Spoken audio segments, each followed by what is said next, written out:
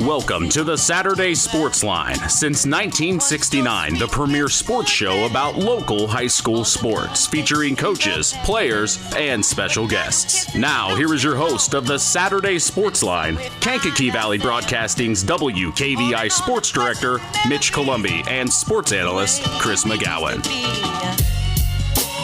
And that will be the end of the ball game, 48-6. The North Judson-San Pierre Blue Jays beat their rival, the Winamac Warriors, here in Week 7 as they continue the winning ways. They are now still undefeated. And a good Saturday morning to you, October 5th, 9 a.m. Eastern, 8 a.m. Central, wherever you are. This is your wake-up call. I am Mitch Columbi. The tradition continues here on Kankakee Valley Broadcasting as WKVI will always be there. I am with our sports analyst, Chris McGowan. Good morning. Hey, good morning. I'm back. I'm back in the saddle. I know. It's been a couple of weeks. Been busy. I know you have. Of course, you went to the Cubs game. Right. Took my girlfriend and her son to a Cubs game, which it's her birthday today, so I got to say, give a shout out to happy birthday to her, and her son's birthday was Thursday, so happy birthday to Alden, and just no rest for the wicked. So after this, we're going to be going to do some more stuff. Well, happy birthday. My gosh, good for you guys. Well, you had a good time last week, and we were able to hold the fort down. Don't worry, we talked to all of our area coaches. But man, we look around our area teams last night. You just heard the final call. The North Judson-San Pierre Blue Jays pulling out a very impressive win last night over the Winamac Warriors. Of course, that's a rivalry matchup that's been going on since 1971. I've been told that game has never been missed. And WKBI's never missed that game either. So great to continue that tradition there. He kind of likes to throw that out there just to jinx us, I think. I don't know. Knock on wood there, buddy. Well, a fact's a fact, right? But big win. Till it isn't. Till it isn't. The North Judson-San Pierre Blue Jays 48-6 last night, as you just heard. 7-0 right now. They're undefeated. We'll talk with head coach Brett Lambert here momentarily. The West Central Trojans were able to pick up a win over Faith Christian 42-3. We'll talk with head coach Marc Hall in this hour, so stay tuned for that. The Culver Cavaliers, man, they are having a tough time right now. 45-20 was the final as they fell to Pioneer on the road. That was a conference loss. The Cavs moved to 1-6. The Knox Redskins, though, are on track. They're doing a very good job. 4 wins in a row for the Redskins as they beat Jimtown on the road for a conference battle. 41-28 was the final. The Redskins are 5-2 right now. 41-28. Wow, Jimtown made it interesting there at the end, it sounds like, because I know it was 41-7 at one point. Yeah, we had a couple late scores come in. Nathan Welter kept me up to date on that. Great to talk with him at halftime, too. I loved picking his brain. It was interesting. He has a different thought process on how the kickoff return in NFL is than you actually seem to like it sounds like. Yeah, it's grown on me a little bit. I like the aspect of if it lands in the return zone, you have to return it. Right. So to me, it could get into a strategy. I think it adds a little bit more intrigue instead of just kicking the ball as far as we can every single time, especially now that, with touchback, they get the ball out a little bit further. Right. So, again, it adds a little bit of intrigue, I think, to the game. Well, when I watch the games this week, I'll give it more of a chance because of what you said now. And I like the fact, too. I like It doesn't bother me that they've moved the coverage teams up that far, because I'm telling you, you get those big guys that are moving that fast, it's going to take away. It's going to take away from the concussions and the injuries. So I think it's going to make the game a lot safer, because like I said, those big bodies moving like that, I mean, they're missiles, and just have to stay in there and take it is you got to be a man.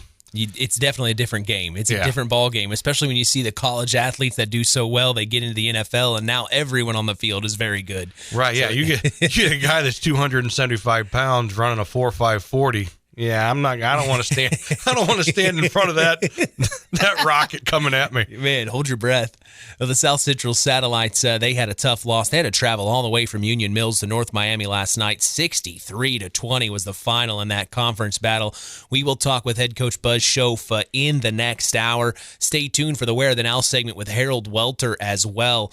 He is talking to Ken Peterson, I believe, if I'm not mistaken in saying that name. So that is a very interesting interview. I invite all of you to stay tuned for that in the second hour. Also wanted to bring up the Hoosier North Athletic Conference cross-country championships are today at the Winamac Town Park.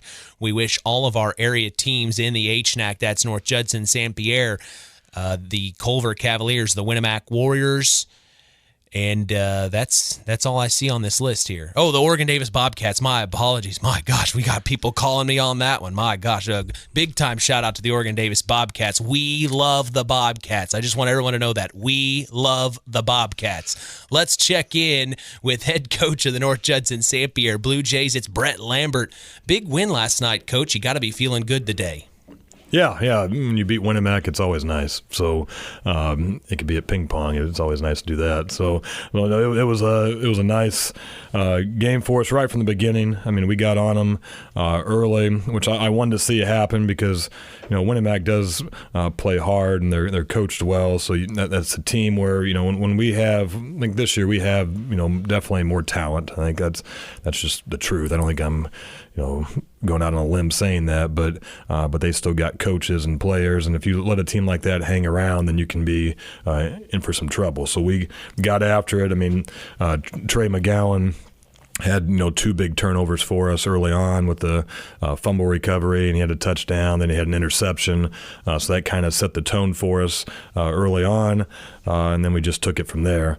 But yeah, it was a nice victory. We got to do some different things in the game that maybe in other games we haven't had to because of just the score. And even though this score ended up being a big win for us too, we still had enough pushback and competition from Winamac that we could do some other stuff. Just you've been running the triple option for a long time now, and it looked last night. It looked kind of different last night. It almost looked like you were. Brock Benson, when you line up in a shotgun, he's next to the quarterback. Usually you step in and ride that mesh. It almost looked like Josiah was actually having to run to him to hand the ball. Was that triple option, or was that a new wrinkle, a new play? Oh, we ran triple last night, but it wasn't as much as you think. How much I don't know if I want to elaborate too much, to be honest. Well, I mean, here's the thing. It's on film. A good coach is going to go, wait a second, that's not the same as what this play is.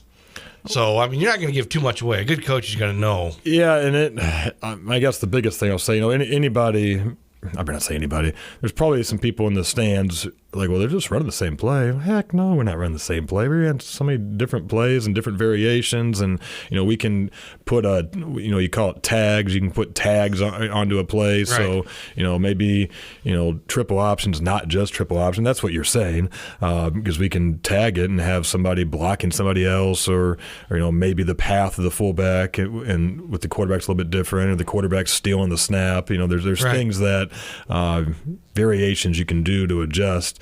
And I think we've been doing a good job of doing that. But we didn't run triple as much last night as maybe we have in some games. And just because we can make plays work against whatever we want, but at the same time, I think we have enough of an offense, enough weapons that we don't have to make things work. So we can just say, oh, okay, they're taking that away. Let's go to the next thing. Yeah, you don't have to force it. No big deal. I mean, who cares? And that's what's nice about having some of the guys we got on our team. And also, too, last night, I don't want to give too much away, but anyway, I'm going to say it. Usually you're running a B-gap ISO, and it looked like last night you're running more of a out of the I formation, more of a power, where the fullback was leading on the in man on the line of scrimmage, and not so much the ISO. That was a very astute observation.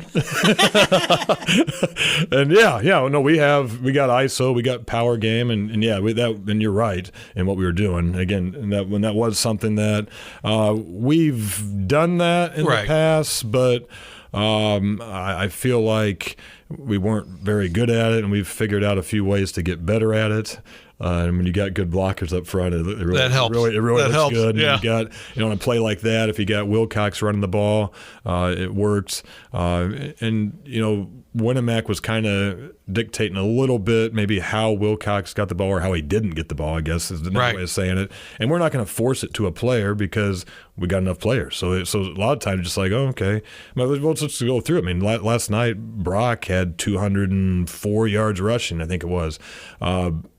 And he's had some really good games this year, but nothing like that. Right. But they were letting him do that. The last game, Josiah had 50-something yards, whatever it was, rushing.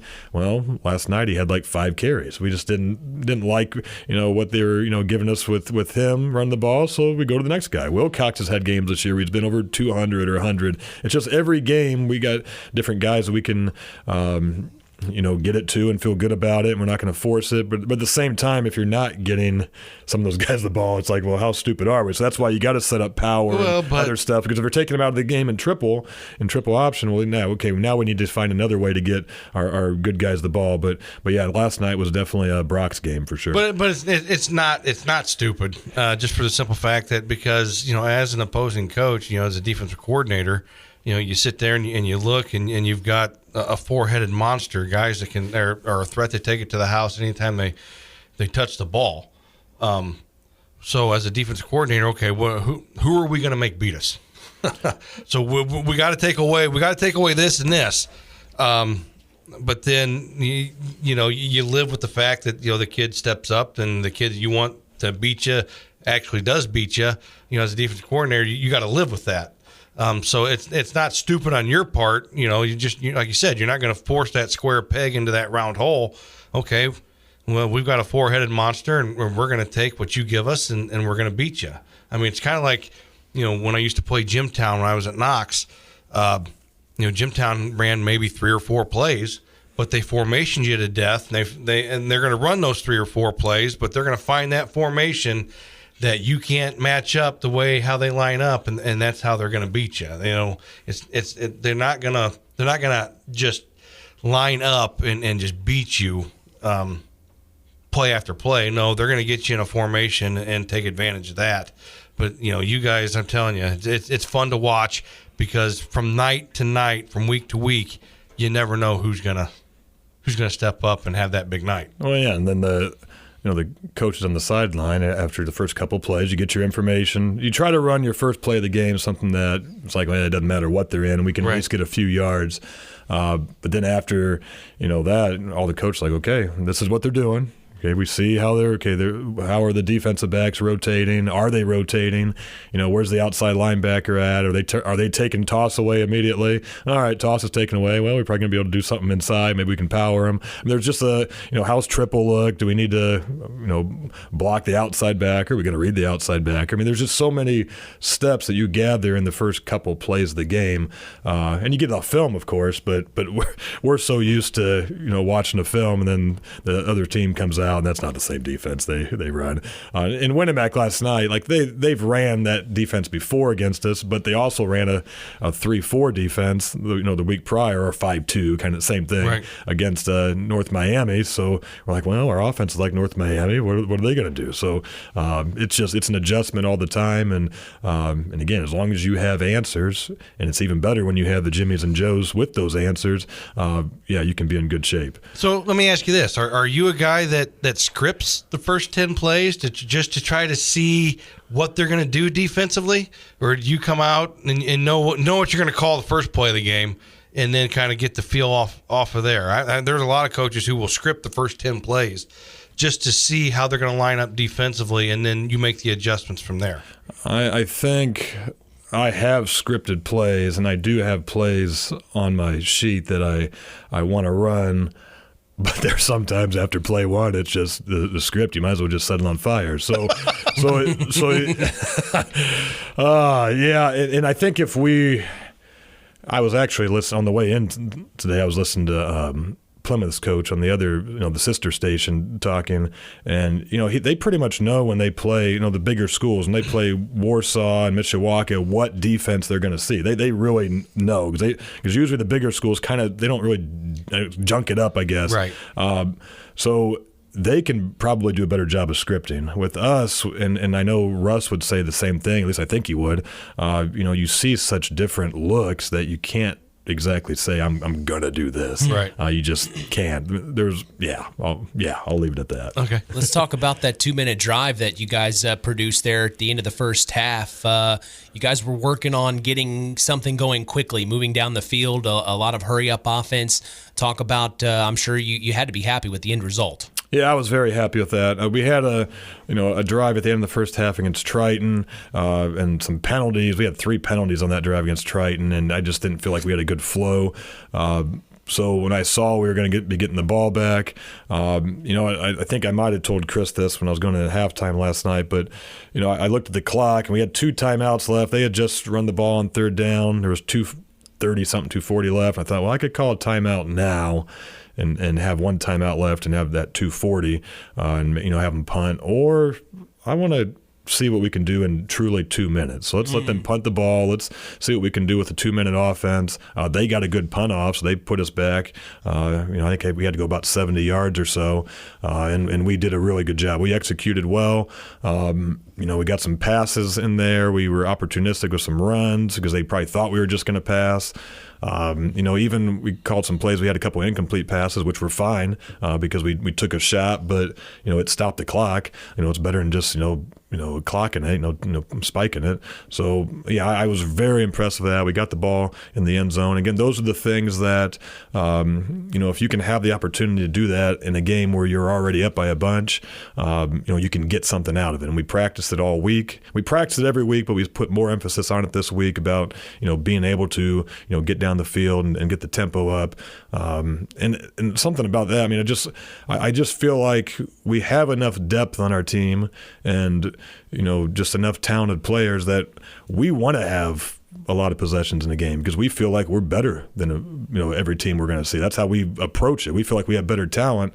And what do you do if you're the weaker team? Well, you're going to take up every second of the play clock. You're going to try to minimize the possessions. So we're going to try to maximize the possessions. The other team's going to use 38 seconds on the play clock. I'd rather get that snap off at 20. We haven't been, don't get me wrong, but if we can get that down where we can get an extra possession or 2 during the game, I think teams are going to have more trouble stopping us than we are stopping them.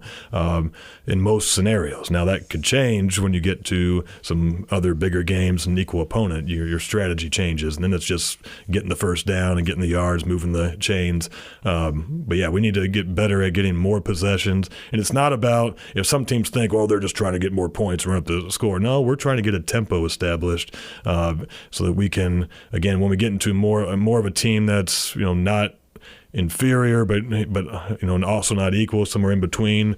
Don't give them an opportunity for an upset. So get more possessions. So I said last night, you're up 34-0. 2:06 is when you got the ball back, and I said on air last night, I said, don't be surprised if North Judson doesn't try to score here because this is the perfect opportunity to run your 2-minute offense. It's game situation. You can do it in practice all you want, but it's not the same. And you guys took over at 2:06 on the clock, and you punched it in with 20 seconds left. So if I do my math correctly, at a minute 46 seconds, you went a little over 70 yards. So again, very efficient. Oh, I thought you were going to. Oh, no, I'm just making a comment. And not everything's a question. I do like to show off my knowledge every once in a while. He's good at math. One thing I wanted to say was the chippiness last night. You could tell it was a rivalry matchup. I know the score didn't indicate it late in the game, but man, it was chippy out there. And I realized, man, these 2 teams, there's something about it. When they come together, they're putting their heart on the line here. Well, Winamac, they have some kids who like contact, and we obviously do too.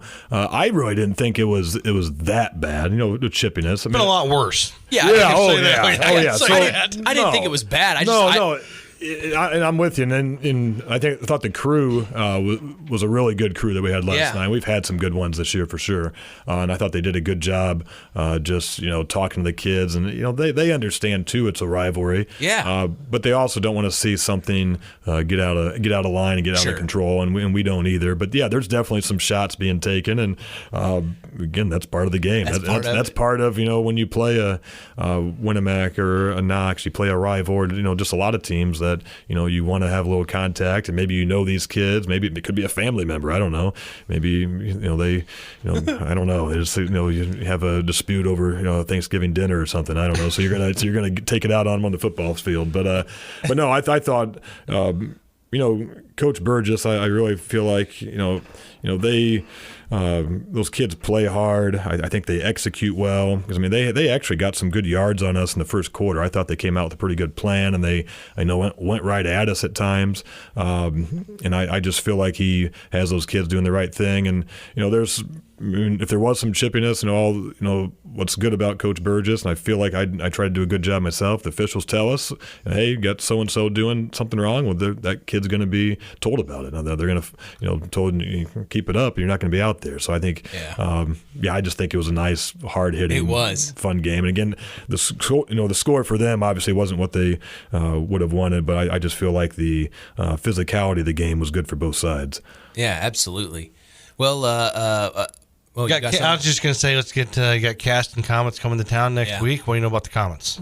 We've seen them. I haven't watched them, since last night's game, but I've seen film on them because we're far enough in the season now. They run some things, similar to us. I feel like this is a game where, we're going to, again, have to just get ourselves better and focus on ourselves.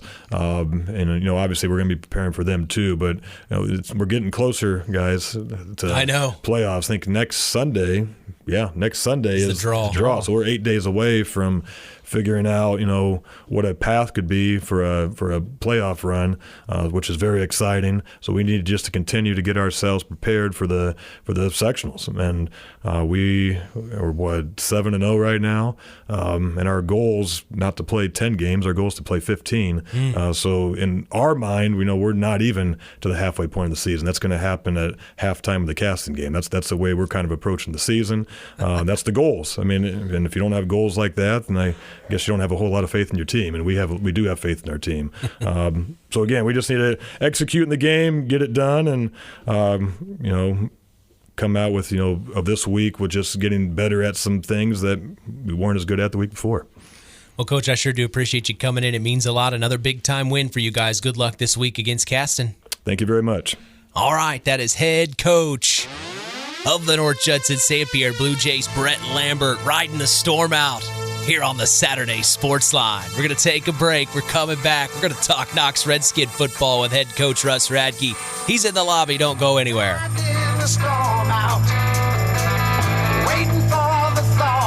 And we are underway here in Week 7. A booming kick back to the 8-yard line. It's Addison Allen to take it.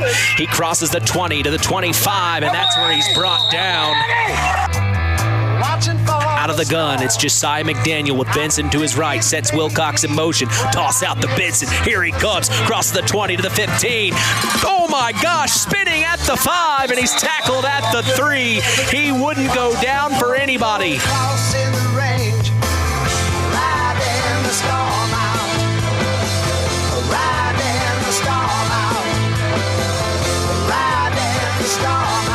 It's Josiah McDaniel out of the gun with Brock Benson to his right. Sets Wilcox in motion, takes the snap, hand off to Brock Benson up the middle. Crosses the 50 to the 45 to the 40, now the 35 to the 30, 25 to the 20, 15, 10, 5. Touchdown, Blue Jays! Brock Benson! At First Farmers Bank and Trust, agriculture has been a cornerstone of our business for more than 135 years. Our personal relationships within the ag community run deep for multiple generations. If you're looking for a financial partner that knows, understands, and supports agriculture, I'd love to hear from you. I'm Isaac Blue, ag banker at First Farmers. Come into our Knox, North Judson, or Culver branches, or visit us online at ffbt.com when you're ready to talk about growing your operation. First Farmers Bank and Trust, member FDIC, equal opportunity lender. Stay tuned for more sports talk with Mitch Columbi and Chris McGowan on the longest-running high school sports show in Indiana, the Saturday Sports Line. One of our hometown businesses here in our area in Monterey, it's LAP Waste. Being able to recycle is one of our main goals at LAP Waste. Being able to say that we only take about 8% of our trash to the dump is pretty impressive for us, and we hope to keep building on that. We service an 80-mile circle from Monterey. If you have a small job, big job, or just have a one-time, we are here to make a difference in this area. And that phone number, Kirby? 574-542-4019. You're listening to Mitch Columbi and Chris McGowan on Kankakee Valley Broadcasting's WKVI. All right, under center, it's Schooler on 3rd and 18. Takes the snap, fumble on the play, picked up by the Blue Jays. Back to the 15, to the 10, to the 5. Touchdown, Blue Jays. Quick work. Back from the Pulaski Memorial Hospital studios, this is the Saturday Sports Line. Since 1969, we've been here for you. Man, I don't know how Harold did it this long. I'm in year 3, and then, man, this is crazy to keep up with. It's happening so fast, Chris. It's young guy like you ought to be just raring to go. Seriously. It's week 7 already. Time's flying, and I'm just like, we got basketball in a month. I got to put together my basketball schedule soon. I don't know what's going on here. I don't know how Harold did this. The guy sitting next to me has been doing this longer than you and I have been alive. I know. And here you're complaining. You're complaining about to do this once a week. I'm not complaining. I'm just saying I don't know how this is. It's amazing. It's amazing how this is we're still doing it. We're still here. And, welcome to the show, Russ. And we've got head coach Russ Radtke off a big win over the Jimtown Jimmies last night. Coach, it seemed like it was Redskins early and often. Well, the team orientation of these group of young men is just phenomenal, and how they're growing every day. It can't be expanded enough that this is a conference championship last night. Right. They were undefeated. They were undefeated, and we were undefeated, and they've been doing a good job and coming through some tough games also. And I'm just excited that we were able to do as well as we did. How's Hard Rock Coco and Joe? I mean Tyler, Bo, and Joe doing? They're all they're obviously working and spending a little bit extra time doing some things that try to give us an advantage. And you look at that score last night, and it's nothing against Jimtown, right? But with 9 minutes to go in the fourth quarter, it was 41-7. Right. And I think what happened was we missed that extra point, and then the clock didn't run. Right. But our kids let off a little bit, and next thing you know, Jimtown scores, the onside kick, Jimtown scores, we try to punt and fumble it, Jimtown scores. We were not playing a football like we were playing. And you know how it happens. And luckily, we were able, not luckily, luck is experience plus the knowledge and opportunity to do it. We were up ahead, and they were never going to catch us. But we got to get that type of attitude in us, and I think our offense let down a little bit, and we'll get those adjustments. But it's good to have that happen because we've still got another game of 468 yards of total offense. That's fantastic. Okay, but giving up those plays in that fourth quarter, it'll happen, especially if the other team's a little hungry, a little upset probably. And I said that last night during the broadcast of our game when we got the score update that it was 41-7 and the extra point was no good. I even said I bet you right now Coach Radtke is not very happy because that extra point would have made it a running clock. And the next thing you know, it falls apart where the quarterback's run. It looked a lot like that CMA game. I mean, ball runs over the field. Oh. We get good hits. There's a fumble. We get called for a pass. They get called for an offensive pass. And next thing you know, it's 4th down and 35, but they get a first down. So those are the mental part of the game was not there at the end. Well, but they're kids, they're 16, 17, 18-year-old kids, and some of the aspirations that we want will get done as a result of having lived through that. And it gives you the opportunity. It's a teachable moment. It's something you can drive home to your kids. Now, hey, you can't let up. No matter how much time's left, no matter what the score is, it's a teachable moment for you and your Redskins. Well, it's a teachable 9 minutes and 47 seconds. Yeah. Well, that's a little bit more than a moment, okay? I knew that was coming as soon as I said it. And all those coaches, our staff working hard. Right. They were trying to get it going again. But we just didn't get the adrenaline flow in the right direction. But that's no excuse. Community be very proud of having won a conference championship in the initial year. Now, we've never run it outright yet because we still have to play Bremen, okay? We don't want to share it with anybody. We want to, now that we've got to this point, we've got to take it under our assignment and do a good job here next week against Bremen. So are you, is it at Community Field or is it non-Bungie Field? It's at Bungie Field up in Bremen. Exactly right. We drove the schedule's and we drove all the way to Bago Township. Bago Township. And now all of a sudden we're driving all the way back up to Bremen. But, that'll be something the athletic directors will work on because I think Tippy Valley had 4 games on the road in a row. So there's got to be some adjustment there. But they'll work that out, initial start. And our junior high is doing fantastic, too. Our 8th grade's undefeated, and we'll be fighting for a conference championship here next week. And our 6th and 7th grade will be fighting for a conference championship. So the system and the opportunity of these the kids are young yet. I got to really admit that. I mean, they still haven't grown into that. Like Hunter Anderson, he's only a sophomore, but he's playing both ways. And he hasn't really, not to be cynical. I mean, he hasn't tasted the blood of a kitten turned into a cat. That first time they bite that mouse, right, yeah, and they taste that blood, it's a different type of animal. Right. Yeah. Okay, and when you have a little kitten, they'll play with the mouse. They'll just pat it around, slap at it, and then all of a sudden the mouse is terrified, and then boom, he gets in that little hole, and he's gone. And then the mommy's saying, well, what did you do? I don't know. I thought I just played. But boy, that first time you taste the blood, it changes. And we do that with a lot of these young kids, like Isaac Singleton last night. He had a great opportunity, a big run that they got, but he didn't make the tackle completely. But Maddox Kinder has come alive. And another interception last night in the end zone. And he also had one last week, and he had 5 tackles and 2 assists. I think we got to change his name to Mad Dog instead of Mad Ox. I like that. But Keegan Everidge, another one. But then Dominic Triska and Noah Bolin, our seniors, those 2 guys were sick all week. Okay?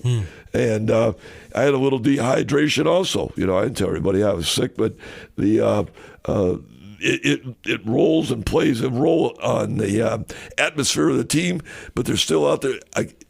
Hey, we're fighting, and I hope the community will get up there next week at Bremen and really support these young kids, how hard they're working. The Fighting Sixes. The Fighting Sixes. I like that. I do have to ask you, when I was the coach at Knox and we went up to Jimtown to play in the regular season, I was talking to Coach Sharp before the game, and I asked him, I said, hey, he wasn't the head coach at the time, but he was still around the program. I said, are you ever going to get play clocks here in Bago Township? And he goes, as long as I'm around this program. He said, no. Do they have play clocks here now? Well, they also have something else that Coach Sharp said they'll never be there. Turf. Oh, wow. Yeah. Oh, wow. Wow. And so he's going to play on grass field, and I'm going to play on grass field as long as I can keep going too. So it's just a different type of atmosphere.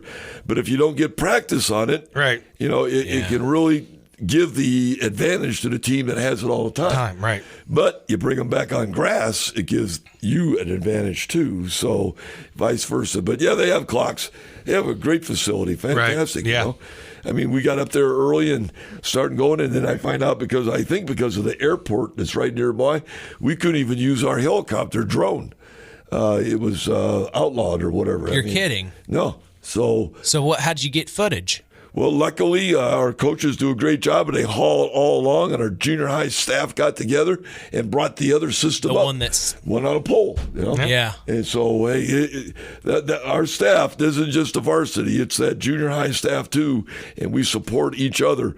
And when everybody gets together and really works on it, and that's sacrifice for them, too, to still come up all the way up there last night. And for us to have it ready, because we always say, well, why do we haul it? Why do we bring it with? We don't need it anymore.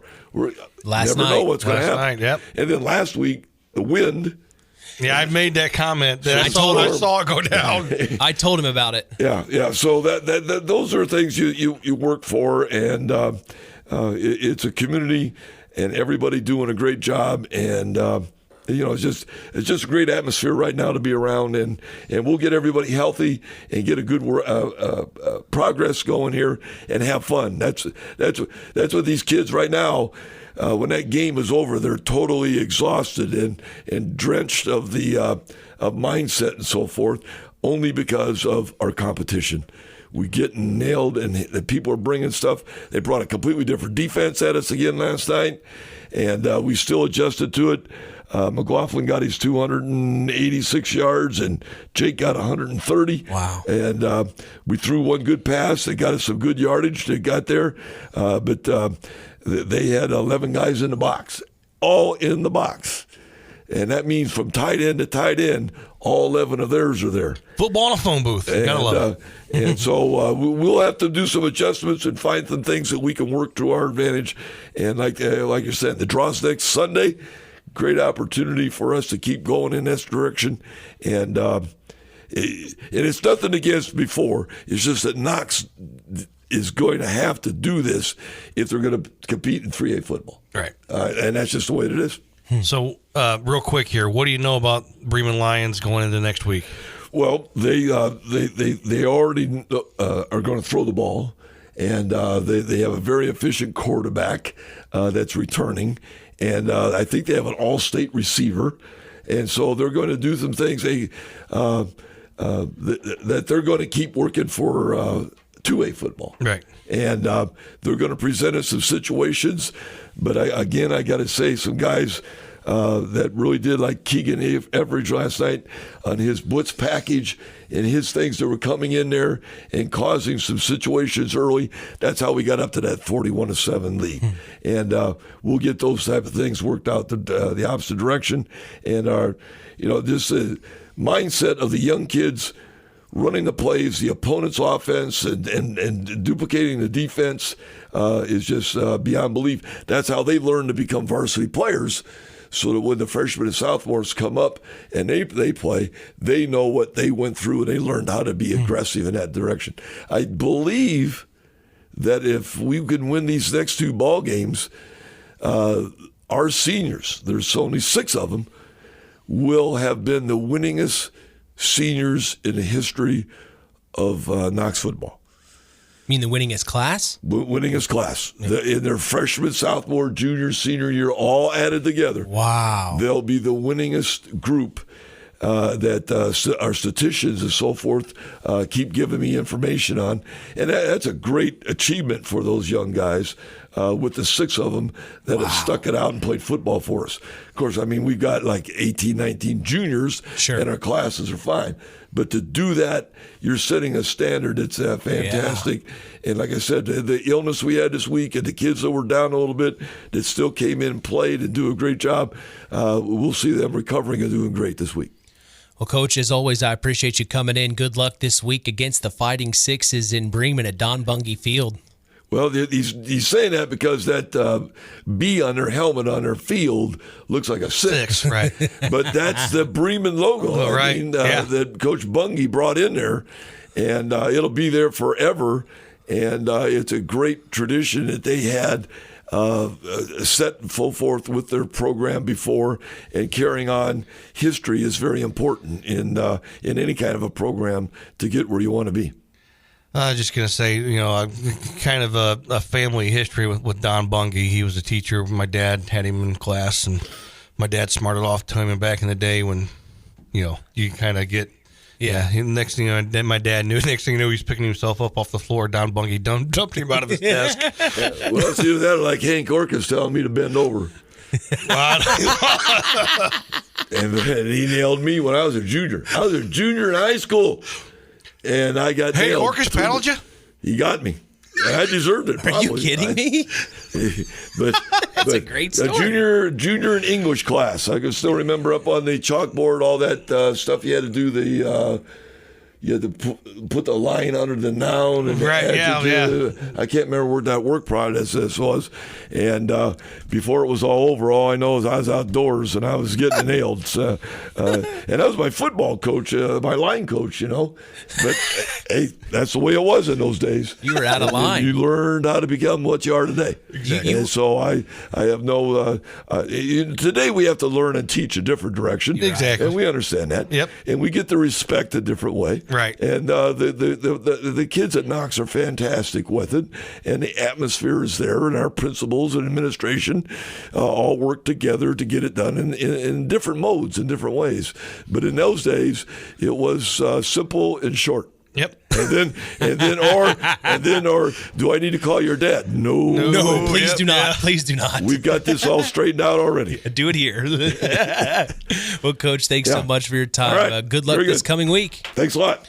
All right, that is head coach of the Knox Redskins, Russ Radtke, here on the Saturday Sports Line. We're going to take a break, talk with West Central head coach Marc. That's on the other side.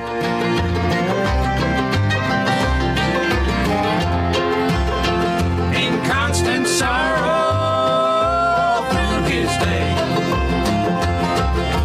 I am the man of constant sorrow. I've seen trouble all my day. But here come the Jays out of the gun. It's Josiah McDaniel with Brock Benson to the right. Sets Wilcox in motion, takes a snap, fakes the handoff, keeps it himself up the left side. He's got a lot of space at the 40. Oh my gosh, hurdles a player at the 42, now to the 35, to the 30, still on his feet to the 28. Josiah McDaniel with a spectacular first down run all the way to the far sideline. Under center, takes the snap, rolls out to the near sideline. Blue Jays after me, overthrows it, and it's intercepted by Trey McGowan. Near sideline, tackled late by number 7 of the Warriors, Tierson Wolford. So another turnover. 6 long years I've been in trouble. No place. Pulaski Memorial Hospital. Quality care, closer to home. Pulaski Memorial Hospital is all about community and keeping our community spotlight shining on the accomplishments of our youth. That's why PMH is proud to be a sponsor of our local high school sports action on WKVI, our community radio station. Pulaski Memorial Hospital. Quality care, closer to home. It's hard to believe, but time sure does fly by. Collins Insurance Agency in downtown Knox are celebrating over 30 years of taking care of all of your insurance needs in our communities. If I could turn back time. And we're not going anywhere. Stop in and see Jim and the crew at Collins Insurance Agency in downtown Knox. Insurance you can count on from a business you've trusted since 1989. Proud presidential partners of Western Reserve. Stay tuned for more sports talk with Mitch Columbi on Kankakee Valley Broadcasting's WKVI. The Stark County Co-op has been a member-owned farm services co-op in Stark County since 1928.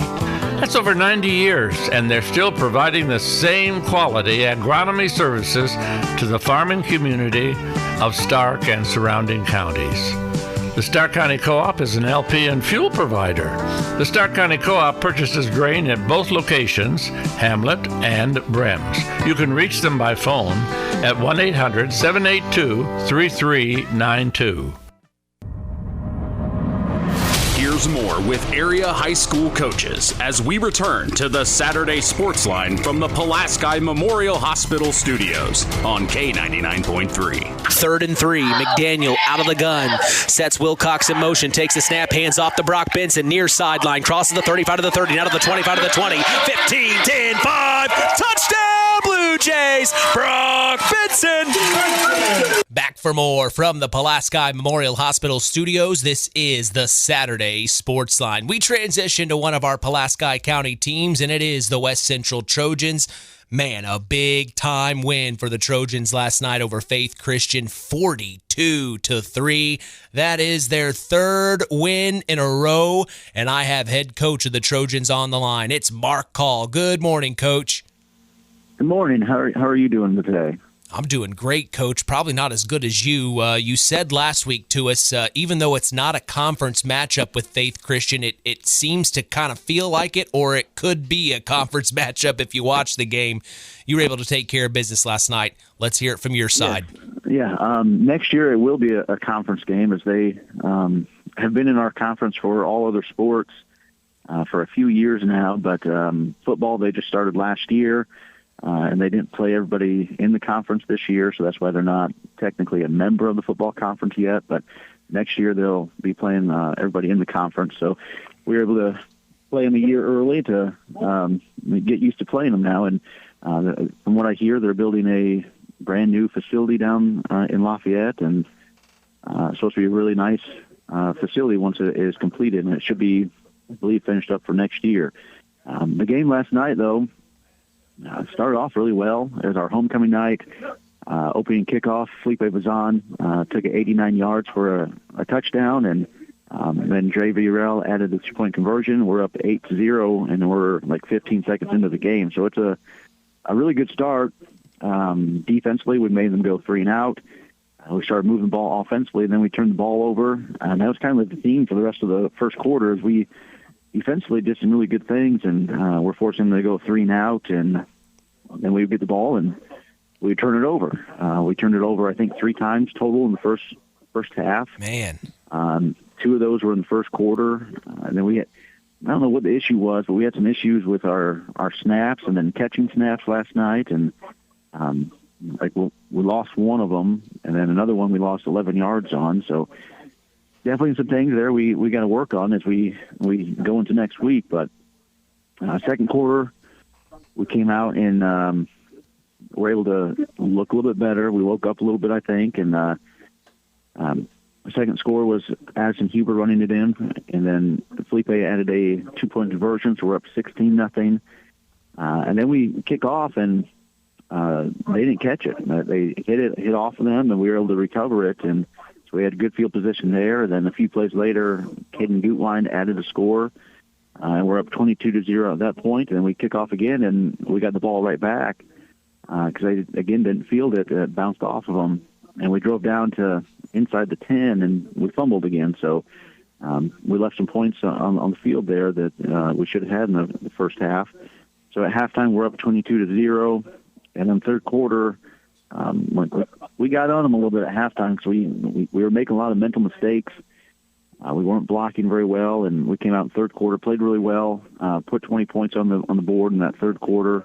It started with Ezra Rodriguez. He blocked a punt and then picked it up and ran it in, and it was just ricocheted right off of his chest and went straight in the air. And you can see him on film, like he's just looking around trying to figure out where that ball's going, and it bounced right to his hand. So was able to take it in the last 5 yards there for a touchdown, and then we had the 2-point conversion, so we're up 30-0 at that point. And then Faith Christian, we were in really good position on a pass. We just let them catch it, and they got down the sideline for a big gain. And then defensively, we were able to stop them, but they did kick a 37-yard field goal on the night, so their kicker is pretty good. So that's 30-3 at that point. And then Dre scored on a 28-yard run. And then Addison Huber threw to his brother Connor later in the third quarter for our last score, and we ended up winning 42-3. And then fourth quarter, we had an opportunity. We actually got in the end zone, I think, twice, but both of them got called back for penalties. But we had a lot of guys that did a lot of good things last night. It was a little bit of a adjustment period during the week and then during the game with some of the injuries we've had. We have some guys that now they're expected to do a little bit more, had to be in different positions, and they they did a nice job of stepping up and being able to do that. One of those guys is Connor Huber. He's been one of our really dominant guys on defense, but he's going to take on a bigger role on offense since Jaden Miller, unfortunately, last week in the South Newton game, broke bones in his arm, so he's going to be out the rest of the year. Jeez. But he had to step up. Another one that has to step up on offense, and that is Caden Gutwein as well, and he had a big night last night. And then Felipe Bazan, we're moving in at wing at times and also receiver, so bigger role for all three of those guys. And Caden last night, he stepped up, had 6 carries for 89 yards on the night and a touchdown. Addison had 11 carries for 45 yards and a touchdown. Connor had 5 carries for 35 yards, but he also added 3 catches for 62 yards and a touchdown. So Connor did a really nice job there. Dre had 9 carries for 63 yards. So we had several guys. There's 3 guys with over 60 yards rushing. So that's really nice to see. Offensively, for the receivers, as mentioned, Connor had those 3 for 62. And then Cameron Noose, one of our wide receivers, had his first career reception last night. He had a 30-yard catch. So we had a lot of guys just doing really good things. Ezra Rodriguez, as mentioned, on defense, he stepped in as now a starting defensive end for us with Jaden out, and he had the block punt. He forced a fumble, had a tackle for a loss, and then offensively he came in for a little bit there and had a 14-yard run and a 5-yard reception. So a lot of guys just stepping up and doing things for us. Defensively, Felipe, as mentioned, did a lot of things for us last night, but defensively last night he had 3 interceptions for us. Wow. Addison Huber had an interception for us, and then we had a couple fumble recoveries on those kickoffs. So in total, we took the ball away 6 times last night, which is great, but unfortunately we turned it over 3 times. Yeah. So things we did really well. Still things we got to keep improving on because we have a really big game coming up this Friday. Yeah, you mentioned Addison Huber. You got a touchdown through the air, Coach. 10 for 12 on attempts for Huber. Very good. Average 10.9 yards per completion, 109 yards through the air, and you got that touchdown through the air, like you said, to Connor Huber. I mean, you got and I see you got Dre Villarreal back. Are some of the injuries, are some of them coming back? Well, Dre was able to play last week as well. It was after the North Newton game, he went out in that first quarter, and we didn't know if we were going to have him back or not. But he went and had X-rays that night, and they didn't show anything. And then it was what's wrong then? And he was like, so we didn't do anything with him the rest of that week. And then Thursday, he's like, hey, I can move my arm pretty well, so I would like to play or at least try. And I said, well, you got to be able to take a hit first. So that Thursday before the South Newton game, he was in practice, and we had a shoulder brace on him, and he responded well to it and played well against South Newton. And last night did pretty well. Didn't have a whole lot of attempts or yards, but we did spread it around quite a bit last night. But defensively, he had 9 tackles for us and a tackle for a loss. So he did a really nice job there. And so he's one that has come back. And then we've got others that have some bumps and bruises. But unfortunately, we've been hit with the injury bug quite a bit this year, and it's been really since the 2019 season that we've had this amount of injury. So it's been unfortunate, but we've had guys that have had to step up then and get a little more experience than what they may have gotten without those injuries. So hopefully for the future that helps us out. But for the time being, it's not great for the guys that are having to go through those injuries. You mentioned before we went on the air, you're at a golf outing today, Coach, and you ran into one of the officials at the game last night. You said you asked him a question about a certain play. You mind sharing what was that about? Yeah. Well, I'm at a golf course for another radio thing that I do, and there was an official here. It's not I'm not at a golf outing, but there's an official here, and there's a play that the Frontier runs, the team we're playing next, and I wanted to get is it legal, because it's just a weird looking play. So since I saw an official, I was like, I'm going to ask them to make sure that this is on the up and up here. So, well, you talk about Frontier. What do you know about them at this time? Well, they're undefeated. They're 6-0. They've been winning by a large margin against everybody, and we haven't seen their game against Tri-County from last night, but they won 47-13, and when we first saw the scores, we saw the other way around, that Tri-County had won, so we were trying to figure out, well, which one's right, and then so I sent an email to the Tri-County coach, and he said that it was the Frontier won, and he said they had the Tri-County had a lot of turnover, so we haven't seen the game yet, so we'll have to check that out and see if there's some things that we can do. But Frontier, they've got a large, I believe it's a junior class now, a junior or senior, it might be a combination of them both, but they've had those kids since they've been freshmen that have been filling in there. So it was a matter of time before they had gotten the experience and started to win a lot of games. And they've done a really good job so far. The couple games we have seen of them, they've looked really good. They look fast.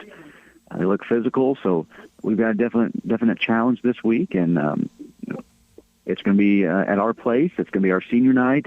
It will be both of us 3-0 right now in the conference, so this could be what decides the conference championship. So hopefully we've got a great week of practice, and we're ready to go and compete for the championship. Yeah, 3 wins in a row, Coach. You're 5-2 on the season. Big-time win last night for you guys over Faith Christian. Good luck this coming week against Frontier. All right, thank you. Absolutely. We'll talk to you soon. That is head coach of the West Central Trojans. It's Marc Hall here on the Saturday Sports Line. Quick break, come back. We will stay in Pulaski County to talk Winamac Warrior football with head coach Josh Burgess. Don't go anywhere. In my eyes. McDaniel under center, I formation, takes the snap, spins around, hands off to Wilcox, finds the block, and he gets the touchdown. Go Wilcox! In the sun, in my disgrace, boiling heat, the summer stench, beneath the black, the sky looks dead. It's hard to believe, but time sure does fly by. Collins Insurance Agency in downtown Knox are celebrating over 30 years of taking care of all of your insurance needs in our communities. If I could turn back time. And we're not going anywhere. Stop in and see Jim and the crew at Collins Insurance Agency in downtown Knox. Insurance you can count on from a business you've trusted since 1989. Proud presidential partners of Western Reserve. Stay tuned for more sports talk with Mitch Columbi and Chris McGowan on the longest-running high school sports show in Indiana, the Saturday Sports Line. One of our hometown businesses here in our area in Monterey, it's LAP Waste. Being able to recycle is one of our main goals at LAP Waste. Being able to say that we only take about 8% of our trash to the dump is pretty impressive for us, and we hope to keep building on that. We service an 80-mile circle from Monterey. If you have a small job, big job, or just have a one-time, we are here to make a difference in this area. And that phone number, Kirby? 574-542-4019. Listen for more insight in local high school sports on the Saturday Sports Line. Here's your sports director, Mitch Columbi. Back in our game, 48-0, the Jays lead. Warriors in Jays territory, hoping to put points on the board. It's Schooler taking the snap. Addison Allen up the far sideline to the 15, 10, 5. Touchdown Warriors! Addison Allen! Back for more from the Pulaski Memorial Hospital studios. This is the Saturday Sports Line. Big-time touchdown there by Addison Allen. He seems to have no problem scoring against the Blue Jays. We remember that big-time kickoff return last year. Addison Allen, he's quite the ball player for the Winamac Warriors, but there's more than just Addison Allen on this team, and we have head coach of the Winamac Warriors, Josh Burgess, in the house to break down last night's tough loss to the North Judson-San Pierre Blue Jays.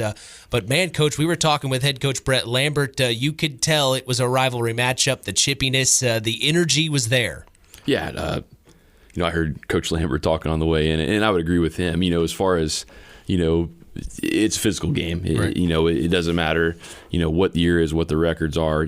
Our kids play hard, their kids play hard, and that's the way that should be. It's a good, football rivalry, and I thought compared to some years, it was pretty calm as far as the extra stuff. I said last night was nice. Well, what I meant by that was, the last several weeks we've had some tough games. It just was nice to feel the energy of like that week 1 Knox North Judson. It just was the energy that I was talking about. Yeah, and you're exactly right. Our kids look forward to the opportunities. It's not every day you get to play the number 1 team in the state, and we talked about that a lot. This week we talked about the challenge. Obviously, North Judson's a phenomenal team. They're very tough to deal with. Up front, they've got good size. They're very physical and fast. They've got kids that can carry the ball. McDaniel, I think, has improved as a passer a little bit too, so that makes them even tougher to deal with. So we knew it was going to be a challenge for our kids, but you wouldn't think you'd be pleased with a lot of things, 48-6, and obviously, not pleased with the result.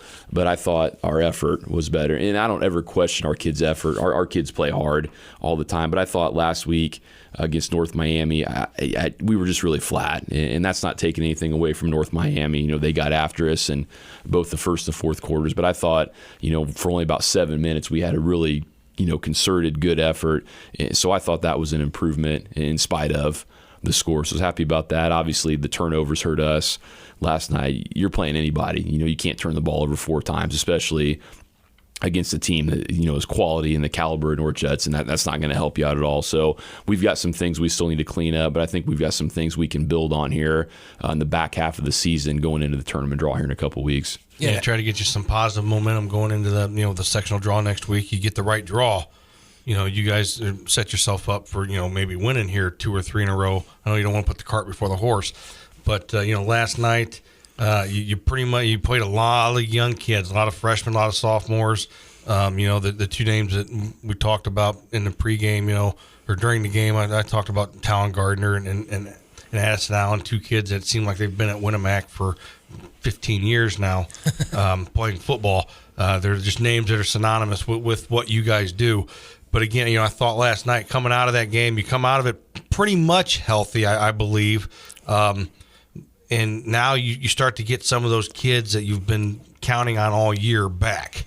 So talk about what that's going to do for you guys going forward. Yeah, you're exactly right. I'll talk about Talon and Addison just a little bit. Those are 2 of our seniors. We don't have a big senior class. We only have 4 seniors, 3 of who played last night when you throw Aiden Schooler in the mix. And you can throw Aiden in that mix too. Those are kids that provide a lot of leadership for us. They lead by example. They're not big talkers, but they don't have to be. So just pleased with them as far as how they've led our team, this year up to this point. But you're exactly right. We rolled a lot of young kids in, kids that had to play in different positions just because of our injury situation. And the injuries, they're not an excuse. Everybody is dinged up at this point, and they've got some kids and some injuries they've got to deal with. But I thought. A kid like Caden Runk, who's a junior, he started the JV game last week, and he had to start varsity because we have an injury, and I thought he played well. A kid like Braxton Scheidler, who was a JV kid, we rolled him in defensive tackle. He played 3 quarters for us and did fine in there. Hank Haschel got some time on the offensive line. He started off the season as a fullback, and he volunteered to move down when we've kind of had some kids dinged up. So, kids like that have stepped up, and a lot of our younger kids too. You talk about a kid like Tierson Wolford, who, has played a lot of football for us. He's still a 15-year-old sophomore. Right. He's still learning. He's still developing. So we've got a full roster of kids like that. We talked about Schooler last couple of weeks, a kid that has never played quarterback at any level. Steps in, and I thought he has done a good job of running our offense, and he got a little bit better last night too. So he broke away a few times. Yeah, he's very athletic. We'll probably hopefully get him back at a wing or receiver this week where he's a little more comfortable with Adriano coming back. But we're getting some kids back, but at the same time we still have to make sure that we continue to improve. We can't just think, hey, we've got 2 teams at the end and we got the sectional draw. We've got to get better, and we got to continue to improve, and hopefully we can do that. The thing about it, you and I were talking off air. The average football fan doesn't understand in 1A football, what one injury can do. That could affect up to 4 to 5 positions. And now you've got 5 or 6 out.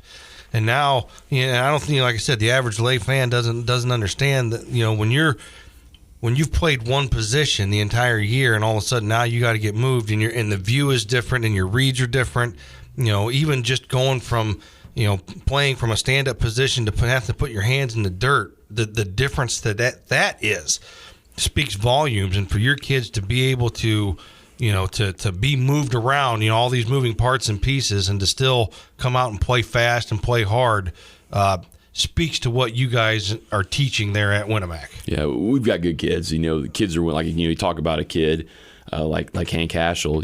Some kids would say, well, there's no way I'm going to move down and play the offensive line. I'm not going to do that. Right. And we've got kids that are more than willing to say, hey, coach, where do you need us to play? How can we help out? Where can we move to get ourselves onto the field? So, right. When you've got kids like that are coachable, it makes our job a little bit easier.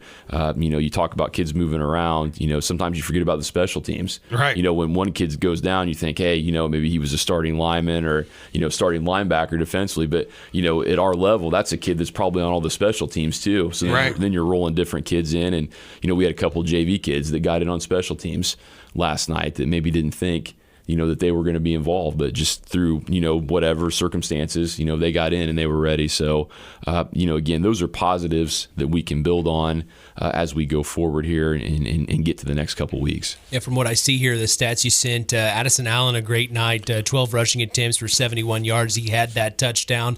But then defensively, Talon Garner, 8 tackles, 2 assists, and Burgess, he had that interception. So, you guys were able to play with them and make them make mistakes. Josiah McDaniel overthrew. Burgess is there to get the interception. You had some positive moments there, especially with Garner. 8 tackles, 2 assists. He was all over the place. Well, and, Talon last night, we moved him, stood him out on his feet. He's been playing defensive end all year for us. We thought maybe we needed to put him in the middle, at a middle linebacker. And so, again, he's done that before as a sophomore. He started for us as middle linebacker, but it's been 2 years since he's been in that position. So, like Chris talked about, you're moving kids around. We're lucky we've got kids that are, willing to do that. Hey, where do you need us to play, and what can we do to help out with the team? So, again, we want to win every game that we play. Obviously, we knew it was going to be a tough task last night with Judson, but I thought at times our kids did some good things that we can build on. I thought offensively in the first quarter, we moved the ball a little bit, we'd move it and then have a penalty or have a turnover, and you can't do that. Defensively, a lot of times we had guys in positions, their kids just made plays. Again, you start talking about backs like Benson and Wilcox and McDaniel and, all those kids that they roll in and out. You've got to be, sound in what you're doing. And I thought at times we were, but at times we weren't as consistent as what we needed to be, and give their kids credit that their kids made plays. And that's what they've been doing all year. All right, so next week, South Central Satellites coming to Rowdy-Bush Field. What do you know about the Satellites? Coach Schoff does an excellent job. I think they've kind of been in a similar situation we have. I know they've had some injuries here and there. Seen them a little bit on the back end of some of our films a couple times. I haven't had a chance to sit down and really watch the film yet. I'm going to do that when I get back up to school here this morning. But they do a fantastic job at taking what they have and using what they have to the best of their ability. So it's going to be a challenge for us. Spread team presents some different things than what we've seen. Obviously, the last you think about 3 weeks, Triton power run game, Judson and North Miami with the option attack. Now we're going to spread it out. We're going to have to defend the pass and do some different things there. So keeps it interesting. It does, and that's why I like our conference. Yeah, the conference is so vast. You're going to see different team. Culver's a spread team we saw early on. You're going to see some of those different teams that do different things, and I think our conference does an excellent job of getting us prepared for the tournament, which is what we're kind of building towards. So, it's going to be a tough challenge. We're going to have a good week. They're coming in. They're looking for a win, too. Yeah, we got 2 teams that are looking for a little momentum coming into the tournament. So I'm sure Coach Schoff will be talking about that all week. We'll be talking about it on our end. We're excited to be back home. It's senior night. We've got 4 seniors that we're going to honor along with our senior managers. So not a huge senior class, but it's important to honor those kids who have made the commitment and put a lot into our program. So it's going to be a big week for us. We need to have a good week of practice, like I said, making sure we get everything cleaned up, both physically and mentally, and making sure that we're ready to go on Friday night. Yeah, South Central, they traveled to Caston a couple of weeks ago, which from Union Mills to Caston's a drive. Then last night they drove all the way to North Miami. Then this week they got to come to Winamac. I mean, the drive can be a little daunting at times, I feel like. Yeah, we'll definitely have to ask Buzz about that and whether or not he's talked to his athletic director. But that's for the second hour. That's for the second hour. You know, we know not a ton about South Central, but we have played them. Right. 2020 we won the sectional. We had to play them it ended up being the first round. And it was all we could do to get them beat. They do some nice things. They've got some nice concepts. They run offensively. From what I've seen defensively, that they're pretty aggressive and they get downhill. So I know they got 20 points up against North Miami. Had a little trouble with the option attack, it sounds like, but so did we. So it's going to be a good test for us. And we're going to have to be ready to go. We're excited because, and this is probably his reminder now if he's listening, we're excited because we're going to have Tim Roth on the call with us this coming Friday. That'll be exciting. A Winamac legend. Yeah, and I'm sure Tim gets around every once. So I'd like him to get in a little bit more, but he's around, and I talk to him quite a bit, and just really appreciate all that he's done and all that he does to help me out. I consider him, obviously one of the most important people in my life outside of my family members. So it's always good to see him around and talk to him. So, it just adds to it a little bit. I didn't know that. I wanted to surprise you. You guys are going to pick each other's brains. Well, I'm always curious when we have former players or former coaches on or current coaches, and I love listening to a football mind and their lexicon and how they describe things and how they call things. I'm excited. So yeah, I'm always looking to expand my lexicon. I was talking to Chad Watts this past week at practice, and I told him Tim was going to be up there. Of course, he played for Tim back in the day.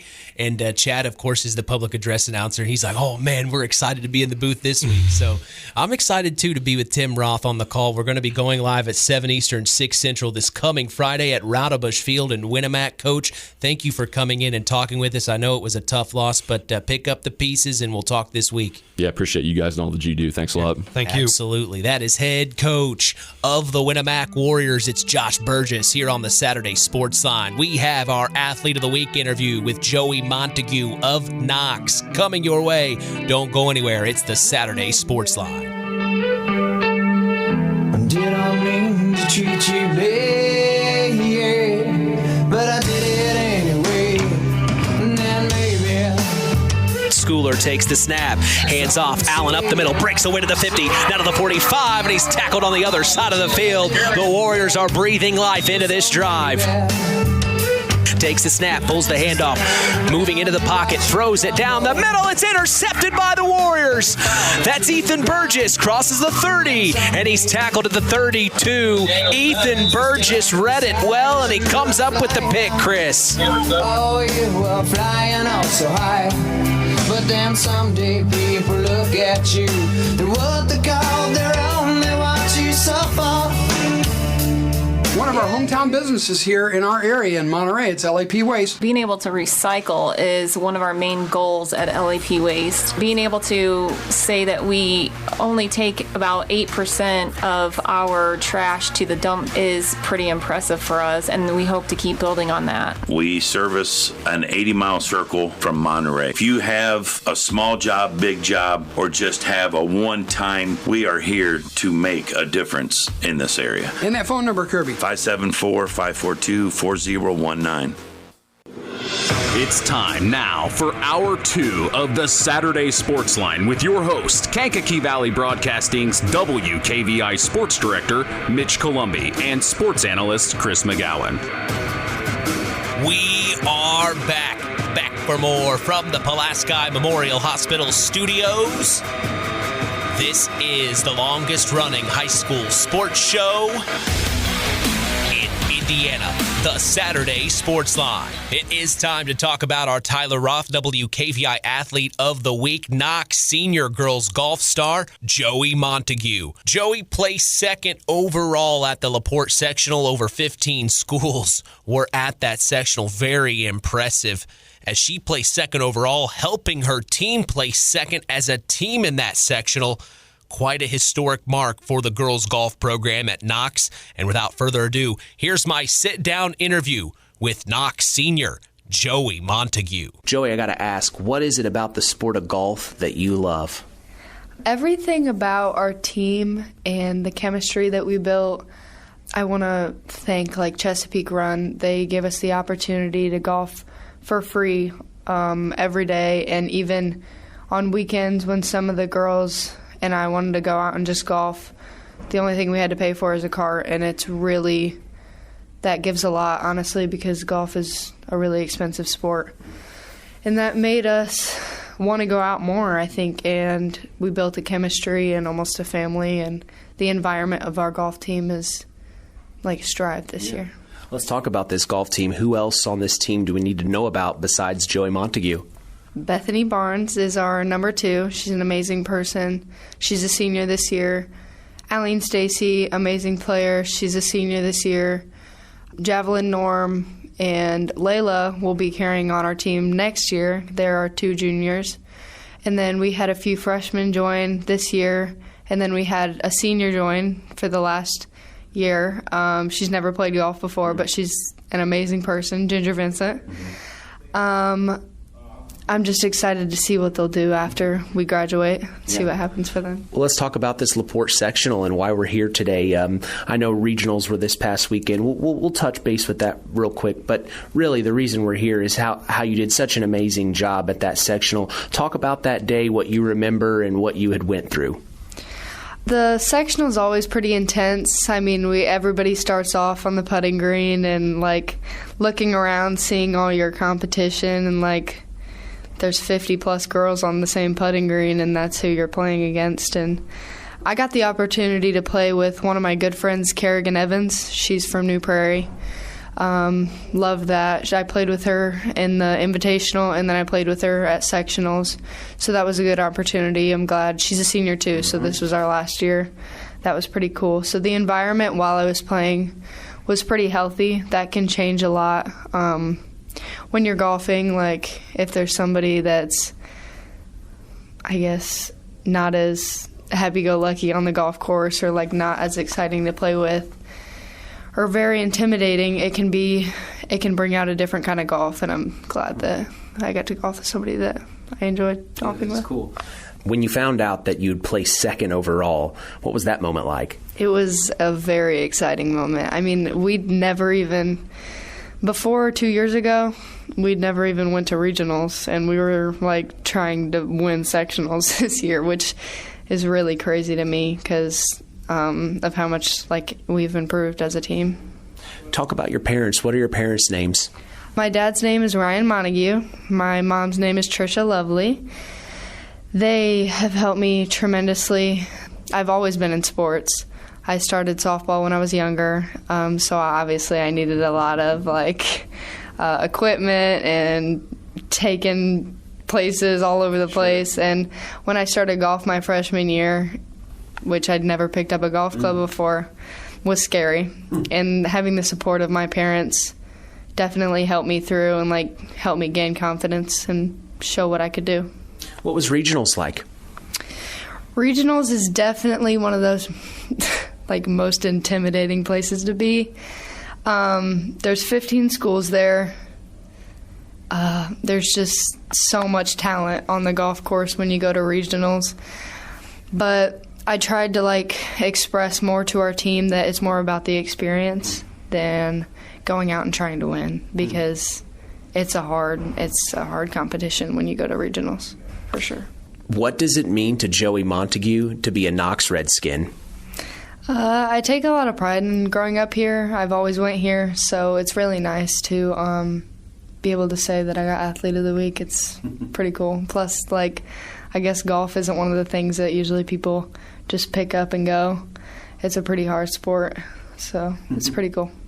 Well, Joie, thank you so much for your time. Congratulations for being named our Tyler Roth WKVI Athlete of the Week. Thank you very much. Well, I appreciate Joie for her time. Also, shout out to Athletic Director Neil Minix for helping me set that interview up. As we are going to take a break, more sports talk coming your way. This is the Saturday Sports Line.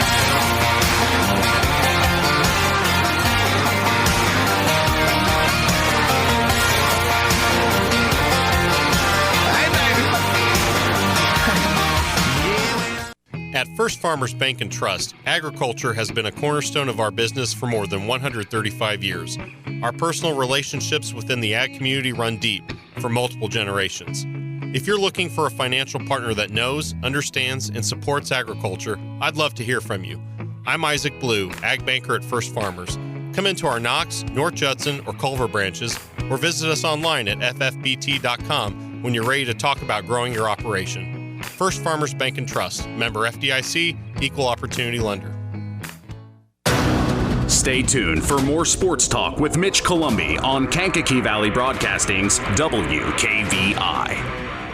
It's hard to believe, but time sure does fly by. Collins Insurance Agency in downtown Knox are celebrating over 30 years of taking care of all of your insurance needs in our communities. If I could turn back time. And we're not going anywhere. Stop in and see Jim and the crew at Collins Insurance Agency in downtown Knox. Insurance you can count on from a business you've trusted since 1989. Proud presidential partners of Western Reserve. One of our hometown businesses here in our area in Monterey, it's LAP Waste. Being able to recycle is one of our main goals at LAP Waste. Being able to say that we only take about 8% of our trash to the dump is pretty impressive for us, and we hope to keep building on that. We service an 80-mile circle from Monterey. If you have a small job, big job, or just have a one-time, we are here to make a difference in this area. And that phone number, Kirby? 574-542-4019. Let's continue the conversation with area high school coaches and more on the Saturday Sports Line. Back from the Pulaski Memorial Hospital studios, we continue the tradition here on KVB's WKVI. We have on the line head coach of the Culver Cavaliers, Austin Foust. Tough loss last night on the road, Coach. But you were able to get some points on the board, and it seems like your offense is slowly coming together.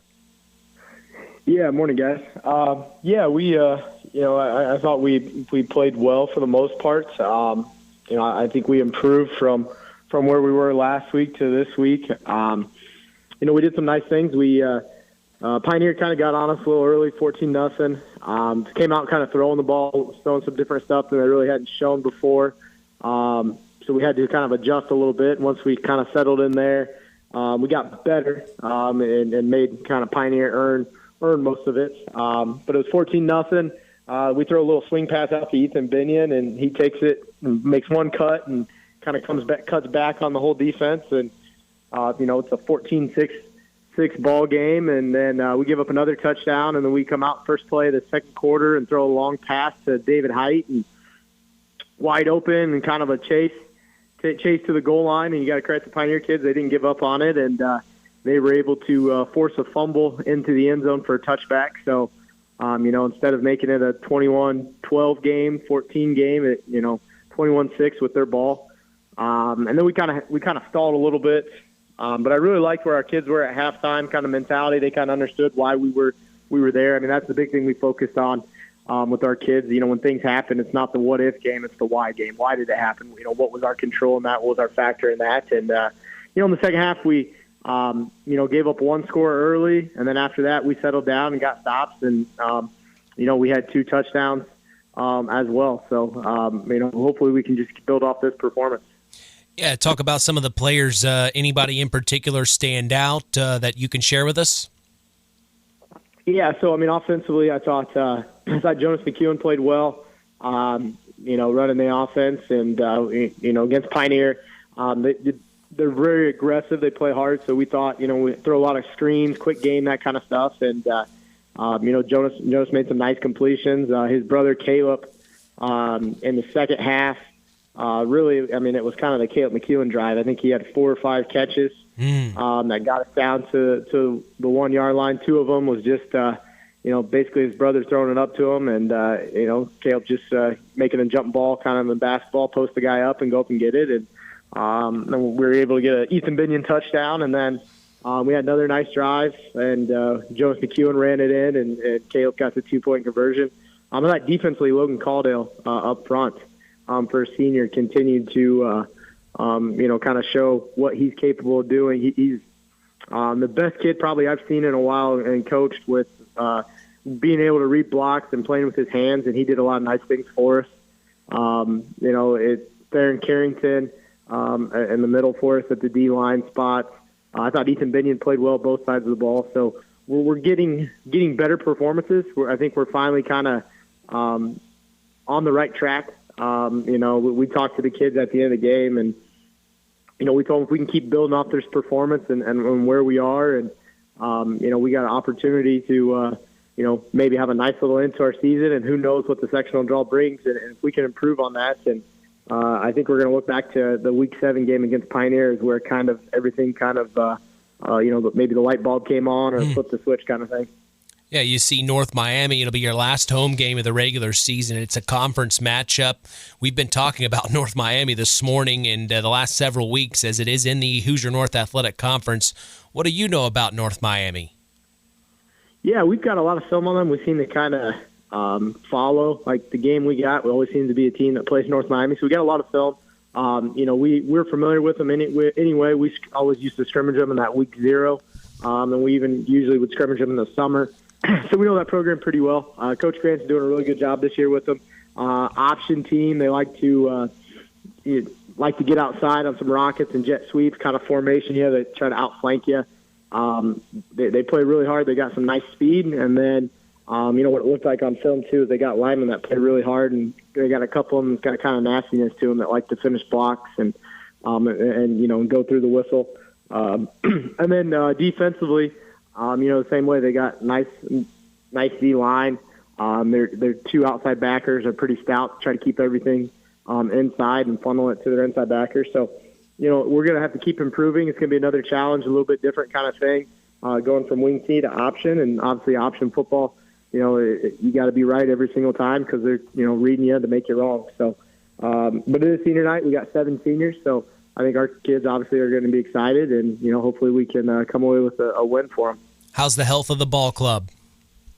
Yeah, as far as I know, we're good. That's been a thing where, our kids have been healthy. I kind of felt too, really, for the last time where it was, Pioneers. Not that they have a lot of kids either, but our kids weren't tired. We didn't have anybody going out with injuries and things like that. And at halftime, we were kind of doing that, and our kids felt like they were maybe the team that was in shape, things like that, better. And I think our kids are really kind of embraced that role of, there's not a lot of us. So, we got nobody else and really embracing that not come off the field kind of mentality that we've been preaching all year.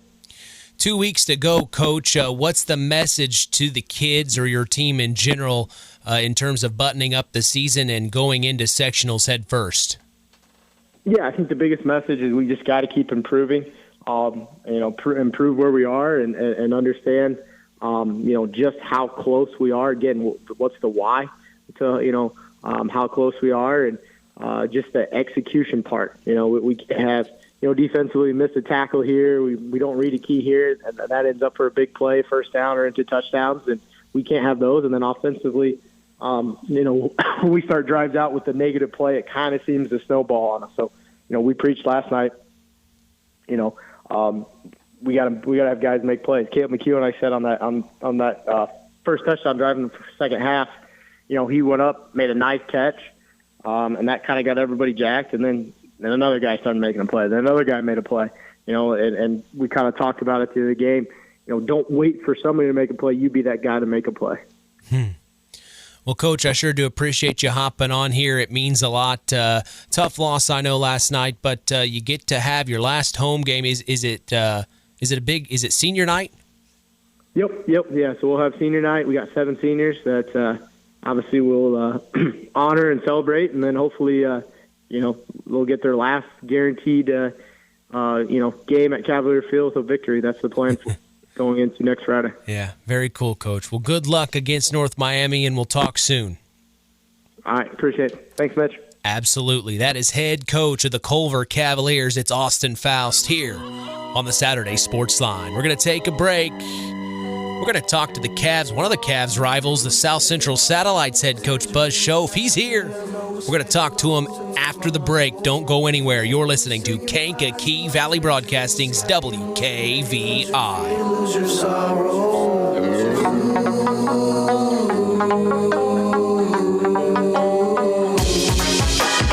Sets Cole Wilcox in motion, takes the snap, hands off up the middle. It's Brock Benson breaking away to the 20, now to the 15, still on his feet to the 5. Touchdown, Blue Jays! Brock Benson! Impressive stiff arm. I mean, he put him right into the turf. Choosing my final destination, 'cause when it's said and done, it's just yourself and your face. So say goodbye to attention in the sky. Say hello to tomorrow. When you say goodbye to attention in the sky, you lose your pain, lose your fear, lose your sorrow. Say goodbye to attention in the sky. Say hello to tomorrow. When you say goodbye to attention in the sky, you lose your pain, lose your fear. Pulaski Memorial Hospital. Quality care, closer to home. Pulaski Memorial Hospital is all about community and keeping our community spotlight shining on the accomplishments of our youth. That's why PMH is proud to be a sponsor of our local high school sports action on WKVI, our community radio station. Pulaski Memorial Hospital. Quality care, closer to home. Stay tuned for more sports talk with Mitch Columbi and Chris McGowan on the longest-running high school sports show in Indiana, the Saturday Sports Line. Coke Zero is now Coke Zero Sugar with great Coke taste. Some people were excited to hear the news. Some were skeptical. So we're not going to have the star of the show you're watching come out and say, "You'll love it." No special jingle written by this week's hottest pop star. No famous internet celebs who happen to be holding the label just so. Okay, maybe just one little pour shot. The only thing that will make you believe Coke Zero Sugar has great Coke taste is trying it yourself. Ice cold Coke Zero Sugar. Try one today. You're listening to Mitch Columbi and Chris McGowan on Kankakee Valley Broadcasting's WKVI. Botch snap, picks it up, rolls to the near sideline, fires. It's intercepted by Josiah McDaniel. Back to the 20, cuts in to the 10, to the 5. Touchdown, Blue Jays! Josiah McDaniel, pick 6. Back from the Pulaski Memorial Hospital studios, this is the Saturday Sports Line. Asterisk on that play. Yes. But I wanted to play it. I had to play it. Yeah, pick 6, but that was actually called back due to basically a comeback block. You're giving me that look like you. Yeah, I can't believe you played that because now we're gonna have to explain that. Hey, that actually it was a great highlight. That touchdown actually didn't count. But they did keep possession though. They got the interception. They just didn't get. I had to play the highlight. It was one of my favorites of the night. Okay, we're talking South Central. This is why I do the job. We're talking South Central Satellites with head coach Buzz Schoff. He's here, Coach. It's good to see you. We haven't been in the studio in a couple of weeks, I know, but man. A tough loss last night on the road to North Miami. It's a long drive for you guys. You were telling us in the lobby that's not a 10-minute drive down the road for you. No, that's quite a ways. When you get on a yellow bus, you're not comfortable at all, and then an hour and 17 minutes later, you're at a football field that looks very similar to yours. So it's like we could have just walked outside and done this, but it was a long trip back. Luckily you gain an hour coming back. So when you look down at your phone, you're like, oh, it's not as late as I thought it was going to be. So. Well, I guess maybe that's why the only person comfortable, and they're not really comfortable, and I can speak from experience because I have my CDL and I drive bus. Maybe you need to get your CDL and you start driving the bus. That way you got he doesn't want to do you that. You got that seat that bounces up and down. Oh, extra cushion there. Our transportation director has been having that conversation with me pretty much for the past 3 years. Yeah, save money. We'll pay you to drive the team. Well, I know how I feel on the drive back most of the time. Don't want to do and I don't really want to do that. At least you're honest. I'd rather just sit in the front seat and fall asleep and just wake up when we're home than have to, watch everything that's going on in the back, tell kids sit down, they're complaining about the windows down. Well, be quiet. Before I started driving the team bus, I would sit on the bus, and the kids used to make fun of me because I would have my little night light, and I was reading books. And they're like, "What are you doing?" Yep, I'm like, everybody's got their thing. Yes, I would read. Well, you saw North Miami last night, who has already played a couple other teams that you have as well. Of course, the North Judson-San Pierre Blue Jays and Pioneer. Those are their only 2 losses. Of course, you guys had a tough loss to both of those teams earlier this season. Pioneer last week. Of course, that was the first time you guys saw Pioneer, right? Since 97, you said? Yeah, I believe the last time South Central played Pioneer was 1997. So it was the first time I've seen them live. Obviously, back in the Jack Kaiser days, I saw a lot of games that they were playing in as they made their deep runs to the in the tournament. But that was the first I've seen them being able to coach against them. So it's just you knew it was one of those teams that they're going to do what they do, and they do it very, very well. It seems like those kids just come out of the womb knowing how to run wing T offense. So the old Delaware wing T. So you know what you're going to get, and it's like that. It's like that with everybody for the most part. You know what kind of offense they're going to run. You know what kind of defense they're going to run, and then just being able to execute what you want to do against it. We're never in a position where somebody's going to change what they do for us, especially when year after year they don't change what they do for anybody. So going in week to week, you kind of know what to expect, and then obviously everybody's got a few wrinkles that they throw at every team, and you just got to kind of adjust to those. And but we just haven't been able to execute the fundamentals of football. Essentially for the past 6 weeks, we haven't been able to. We have a lot of missed tackles. We put the ball on the ground.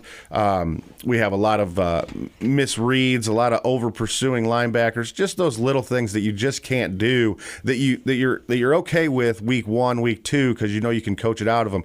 But when you get down to week 6, week 7, those kind of things just can't happen anymore. Yeah, they should have worked their way out of the system.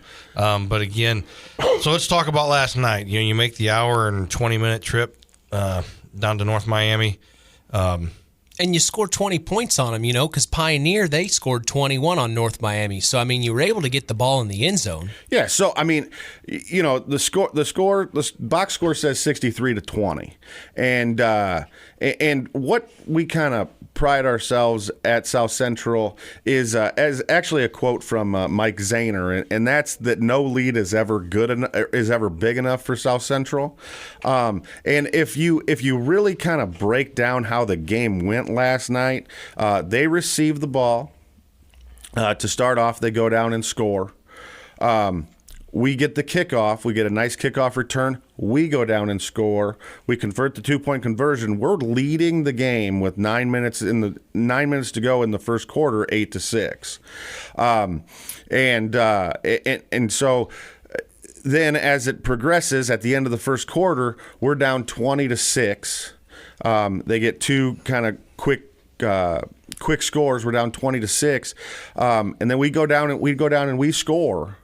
To make it 2014, and to end the second quarter, we're down 34-14 at halftime, and we didn't convert on 4th and 6 from the 6-yard line twice. So, if we punch both those in, you're right there. You're in a shootout. We're playing the game we want to be in. Right? High score games are not, something that we're really worried about. We know we can score, but you just can't leave points on the board like that. And then we come out the second half and just kind of we start turning the ball over. We start missing assignments. We start missing tackles, and that's when it kind of got out of control a little bit. But we got when we go into the game, we got our backup quarterback Rylan Rondo. who ended up with 387 yards passing last night. So if you got a backup quarterback that can throw for 387, we're doing something. We're doing something right, and it's really accredited to him.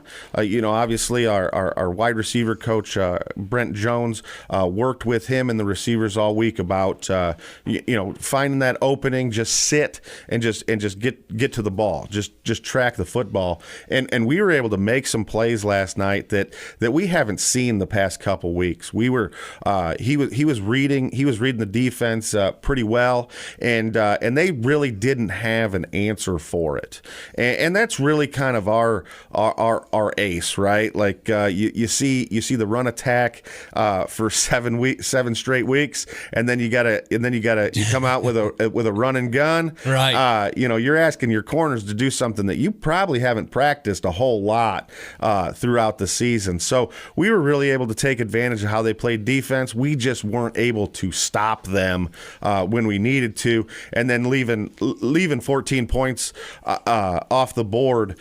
Early in the first half, those are just things that you can't do if you want to win a football game against a quality opponent like North Miami. I mean, they played Pioneer tough, and we knew it was going to be a tough task, but we were right there in it. And watching the game film last night, as I'm just kind of looking at, critiquing myself, like what play should I called here, what should I done here, and just watching opposing coaches just frustrated on the sideline, even though you're leading 34-14. And watching your frustration because we're able to do what we want to do. They were wanting to snuff you out. That's exciting to me, and I just hope that our kids, look at that. Like, there's a lot of things that you see on film that you just don't see on Friday night. And we got a head coach throwing his headset, leading a game 34-14 because you are doing what you came to do. Yeah. That's exciting for me, and that's really just it doesn't make you win the game, but it shows makes that you're doing something right offensively. It makes you feel good. You prepared to bring things at them that they weren't expecting. And that was what drove him nuts, probably, was that we weren't expecting this. Yep. It's because you watch the 2 game films that you get that week. You study those and you look at, but you don't have the intangibles that you don't know. Like why was that kid able to make every tackle? Why was that kid able to break that long touchdown? You don't have those intangibles of what was the miscommunication. What was the breakdown that made that happen? You don't have those, and so you look at a box score and you say, okay, well, this team just can't score. They can't stop anybody.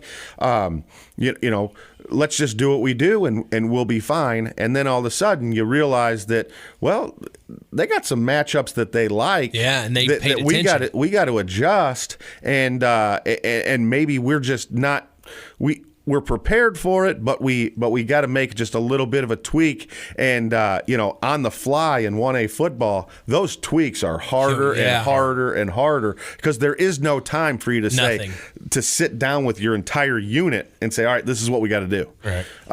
You're talking one kid at a time. You're trying to catch a kid, before the kickoff return between plays, literally. Trying to make an adjustment, and does the kid really understand what you tried to just tell him? There is no confirmation, because you got 12 seconds to relay a message. All right, so let me ask you this, and I'm kind of going to put you on the spot here. What do you think it is when it comes to the lack of being able to make a tackle? I say that because let's be honest, football it's there's a special mentality. To have somebody running at you and you just to throw your body in front of them, it takes somebody that you got to have a couple screws loose. But, it's kind of like the mentality of getting up and cross country and going and running 5 miles. I'm not going to do that unless you dangle a cheeseburger in front of me. I may run 10 miles. But, to be able, I've always equated football, you're either the hammer or you're the nail. And you're a lot better to be the hammer. And that's the mentality I have. And I don't know if it is it. I hate to say this. Is it a lack of will or a lack of the fear of maybe throwing your head in there at times? No. I mean, our kids will go. 100 miles an hour 100% of the time.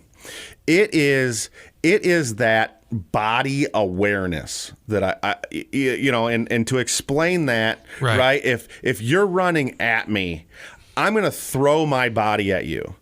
And if you take a half a step to the right, I miss. Right. It's that. It's that. It's making that, a play in space. It's that. It comes with over time. Experience. You just have a knack for that. Right. And what obviously we're trying to change the tide out at South Central as far as that regard, but understand that our seniors have a maximum of 7 years of playing football right now. Because we didn't have a Pop Warner team when they were growing up. A lot of them started maybe in 6th grade, but most of them started in 7th, 8th, 9th, some of them 12th. Wow. So that experience that you have, that it's those little things, right? I can't just fly at him. Mm-hmm. I got to be under control and know that he's going to move in one direction, and I have to be able to move that. We just don't have that experience. And obviously, our Pop Warner program started back up last year. We got a lot of kids walking the hallways with their Pop Warner jerseys on. The 3 teams that we got, they're fully loaded. Our junior high team is got 37 kids out there. Wow. Most of them 7th graders. It's a mixed match of. I think there's only 3 8th graders, but the 3 8th graders that they got, those will be nice additions for us next year, hopefully. And then if we can get a few more to come in, because obviously you don't want a class with just 3 ever. But and then the 7th grade class is big. I mean, I think it's like 21 kids or something like that. So, we're getting there. I think we're past the times where, when I started this thing, it was try to get as many kids as you can out here. I mean, the first practice I held as the head football coach at South Central, we had 9 kids in front of me. So that's where we started.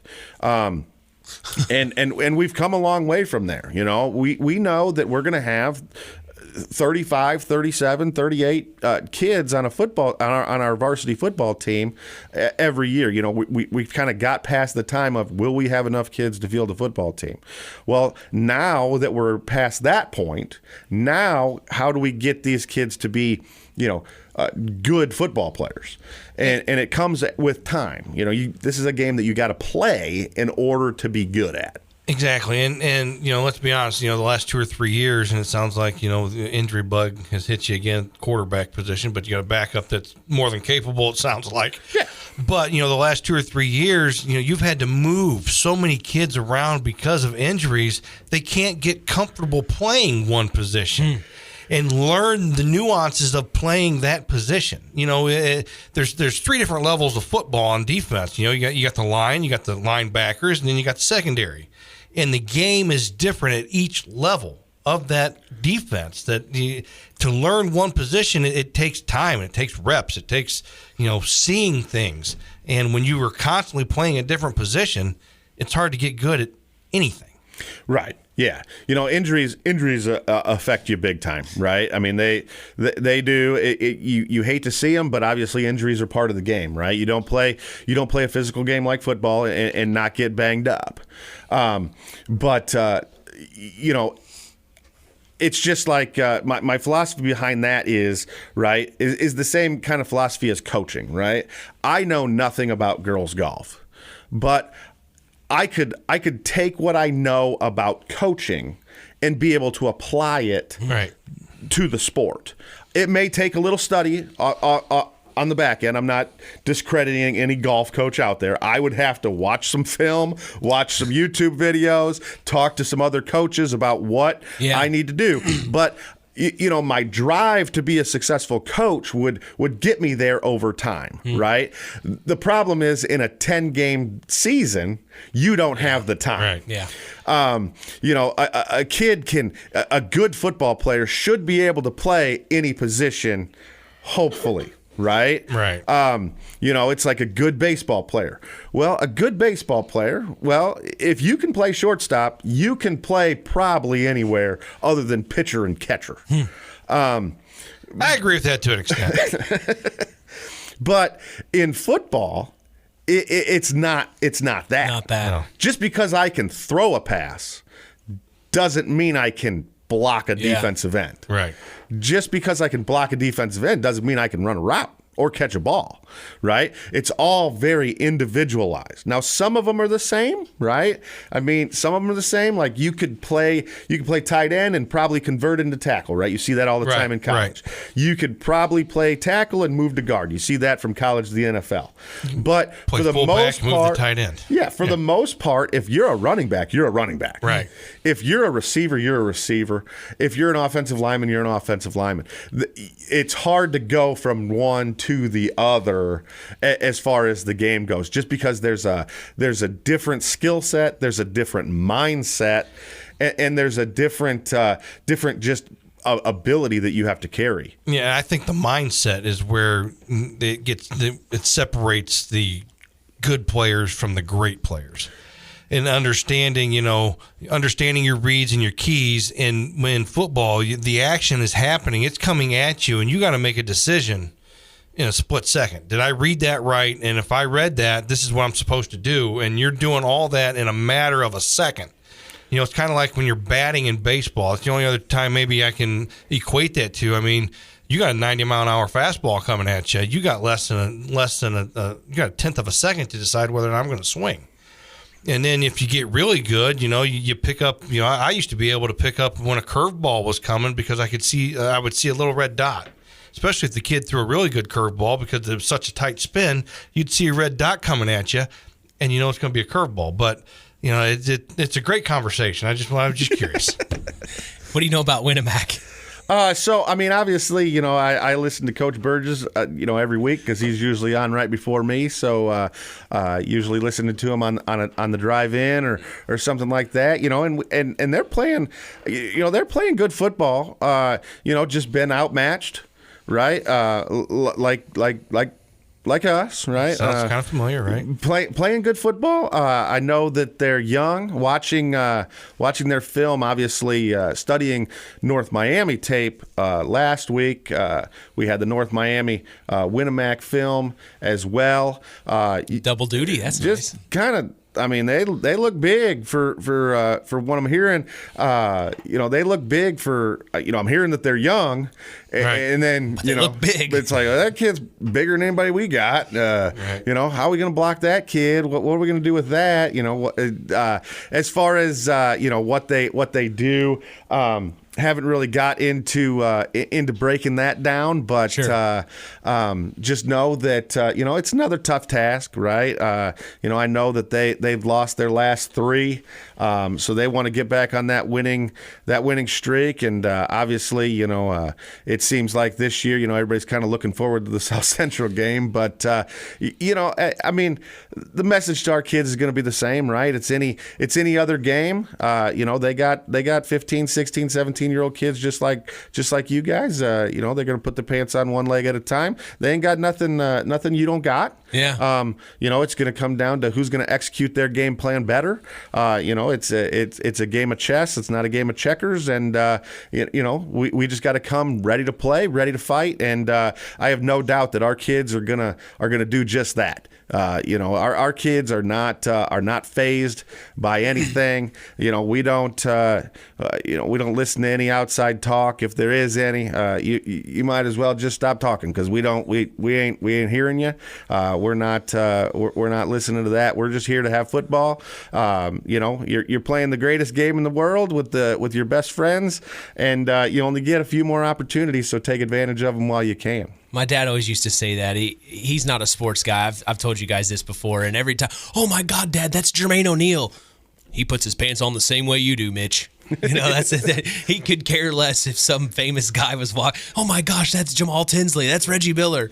Yeah. They breathe the same air. Yep, that's a statement that my Pop Warner coach told me back when I was like 8 years old when we were going over to Naperville to play. I forget what they used to call it, but it was like regional championship. Winner of that game went down to Orlando to play in the national championship game, and they were big, they were fast. They had won it the previous year, and he just looked at us and goes, "Listen, guys."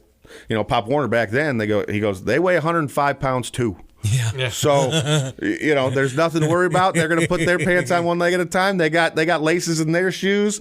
Same thing. We're just going to go down and play football, and it's going to be a fun time. So, if you can't get excited about playing football, then you can't get excited. Yeah. Period. Well, Coach, we're going to be there for you. We're going live at 7 Eastern, 6 Central from Radtke Field in Winamac. I'll catch up with you this week at practice, and we'll talk then. All right. We appreciate you guys. Absolutely. Appreciate you too, Coach. That is head coach of the South Central Satellites, Buzz Schoff, here on the Saturday Sports Line. We have the Where Are They Now segment with Harold Welter coming your way.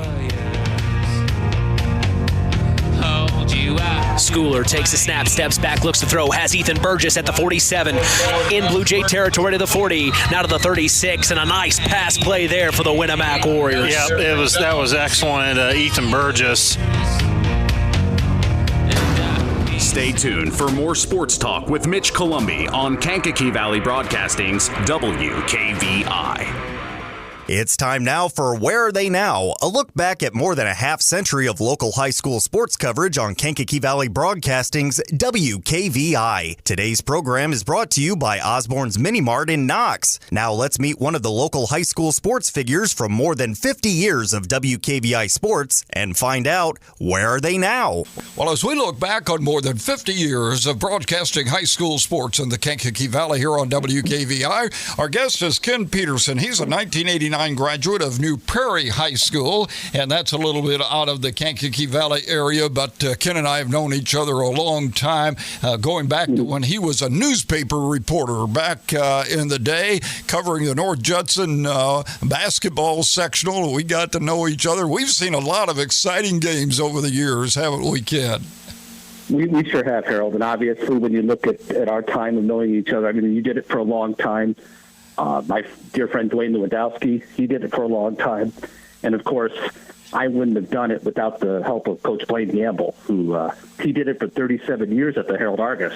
He started out covering New Carlisle sports, and then it kind of transitioned into some other things that he did throughout his career. But he was the guy that really got my foot in the door to allow me to be part of some of the great moments that I've covered down in the Kankakee Valley area. And you're still covering sports in the media. Tell us about how you're covering New Prairie right now. Well, actually, I am a business partner in broadcastsport.net, and we've done some stuff. We've done some South Central stuff over the years. We've done some other things in LaPorte County over the years, but we mainly focus on the Michiana South Bend area, and we do a lot of the New Prairie football games. And even though I'm not covering teams in the Kankakee Valley anymore, I still follow it on a regular basis, and we do a segment each week on our broadcast in terms of games going on around the area. And the one thing I've been impressed by is just how well the football has been played so far in the new Indiana Northern State Conference. A lot of competitive games. Knox is having a great year. And what can you say about North Judson? I mean, my goodness, North Judson is just is rolling right now. And the way they're playing, I think they could compete with some 3 and 4A schools the way they got things going on down there right now. But it's been a lot of fun covering those teams over the years. I do miss it, though. I do miss covering the Knoxes and the Glens on a regular basis because it was a very familial kind of atmosphere when you go to these places. But on the flip side, times change, and you just have to go with the flow, I guess. Well, one of the things that hasn't changed, and that is our respect for our late friend, mutual friend, Earl Mishler, who passed away a few years ago. But Earl Mishler was, of course, a reporter for the South Bend Tribune for many, many years, but he established a website called etpearl.com where he compiled statistics in basketball basketball from about, 45 or 50 different area schools. And that website, of course, when he passed away, you had been working with him on that, and now you're going to kind of revive that? Well, it isn't so much a revival as much as it's a transition into me officially taking it over.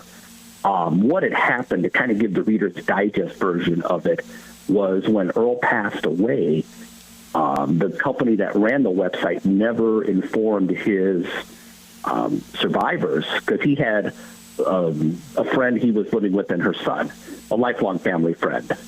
And they live about 6-7 miles east of me here out in the Leidick area.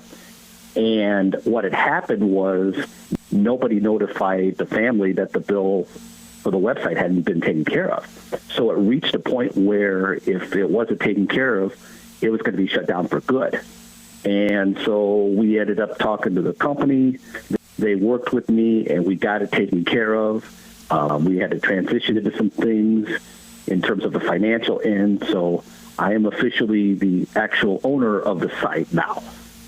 That's wonderful, because so many of we basketball fans in the area repeatedly go to E.T. Pearl to remember things and to remember exciting games, to remember exciting players. And it's great that it's going to be back up and running, or it is back up. It is, yes. And running. And for those who may not know about Earl Mischler, Earl and I graduated the same year. He graduated from high school at Culver. I graduated from Knox in 1963.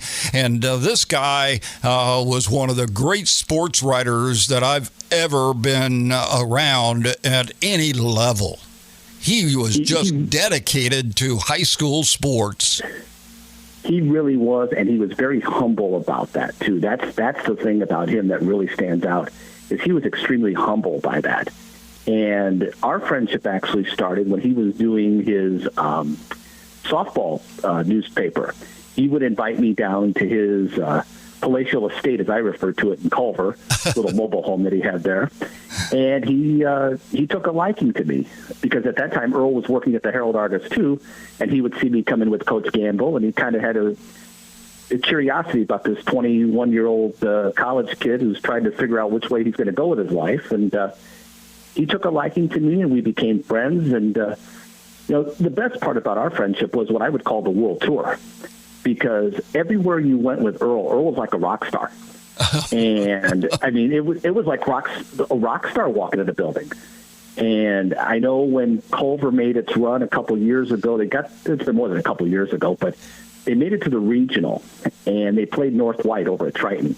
And the one thing I remember was Earl never really openly rooted for anybody. That just was not his nature. But in that game against North White, as Culver's, leading in the fourth quarter, they're making big shot after big shot. Here's Earl pumping his fist, getting all excited, about the Cavaliers. But he was so excited about Culver's success, and he grew up in a time when Culver basketball, what was the original Culver, was really, really good. Yes. He told me the story one time. He's probably about 11, 12 years old. This was about nearly 50s. Culver had a really good ball club, and Michigan City came to Culver, and they had gotten destroyed. I mean, Culver beat them by 20 points. And so the Michigan City kids thought, this has to be a fluke. There's no way this team's that good.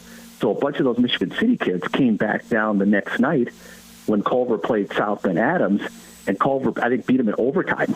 So they got shown that this Culver team was pretty good. But basketball was his life. I mean, this guy could have been a coach. That's how good he was in his knowledge of basketball. It was really amazing. And one of the things that always struck me about his writing was it was always about the kids. He mentioned names after names after names, and sometimes maybe that kid only got one recognition, and when he got that recognition, it was remembered forever. Oh yeah, and when he worked at the Tribune, you got to remember too, guys like Woody Miller was there also, who was another outstanding prep writer.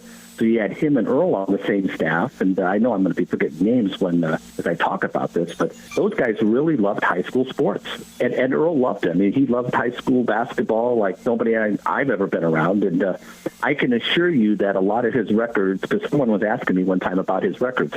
Well, I had the chance when we were transitioning the website. I had the chance to go to visit his friend, and she was showing me all the stuff that he had accumulated, and I just went, "Oh my goodness! I'd have to have a house of my own just to be able to store all this stuff that he's got, because it's just an incredible amount of information." We're talking with Ken Peterson. He is a 1989 graduate of New Prairie High School, but we're talking about something that he has undertaken, and that is to keep etpearl.com up and running for referral purposes, and I mean that goes back to games that were played in the 30s. And here's the nice part, Harold, is the fact that I'm going to be honest with you. I'm still learning how to run this thing. I mean, it's still, for me, a work in progress, because I'm still trying to figure out how to create pages, how to create links, that kind of thing. Yeah. There's a lot of information that I have right now, and I'm not afraid to say this, that we have that hasn't been posted yet. A lot of the schools out there from even before 1940 that I'm still, once I figure out how to link, how to create the pages and stuff, we'll actually post. But there's quite a few of the schools that I've researched that we're at a point now where we can see the light at the end of the tunnel in terms of having all the information. I would say at least a dozen schools that I've researched between Earl and me. I think we're down about a dozen schools that are under 10 years left that will have all their information. It's been pretty amazing. And there are some newspapers that were really, really good about that's a challenge. Some newspapers were really, really good about putting the information in, especially the county schools. Right. Then there were some that weren't so good. There's, like I said, there's a couple schools I can tell you in the Kankakee Valley area that we're getting close to the finish line on. So it's exciting knowing we're almost to a point where we've got all the information. And the IHSA was a help, because in the early years of the IHSA, as I found out, schools would turn in their results from the season. Not everybody, but there was a decent amount that did. And some of the schools that have turned in, like in the early 20th century, like Winamac or Plymouth or Rochester, they've got the whole schedule on there. And schools that would be considered in the E.T. Pearl area are in the IHSA book. So that has been a massive help in terms of, they list the date of the game, where it was played, who won, and who lost. We're talking with Ken Peterson, and we'll continue our conversation after this timeout. Need a game plan that has your day covered from tip-off to the buzzer? Osborne's Mini Mart in Knox has you covered. Whether you like to start out with a caffeinated full-court press or control the tempo with a Subway breakfast flatbread, Osborne's Mini Mart has what you need. Don't get trapped in the corner with an empty stomach. Call a quick timeout and get 2 hot dogs. Visit Osborne's Mini Mart in Knox at the corner of US 35 and Highway 8 East to guarantee you win the day. We're talking with Ken Peterson. He's a 1989 graduate of New Prairie High School here on our Where Are They Now segment, but we aren't really talking about where are they now. We're talking about what are you doing now, and what he's doing is he's continuing the etpearl.com website for you basketball fanatics like I am. This is a spot you just got to go to relive the great days of Indiana basketball in North Central Indiana. Let me ask you this, Ken. What do you see the future of E.T. Pearl? What's that going to be here in the next year or two?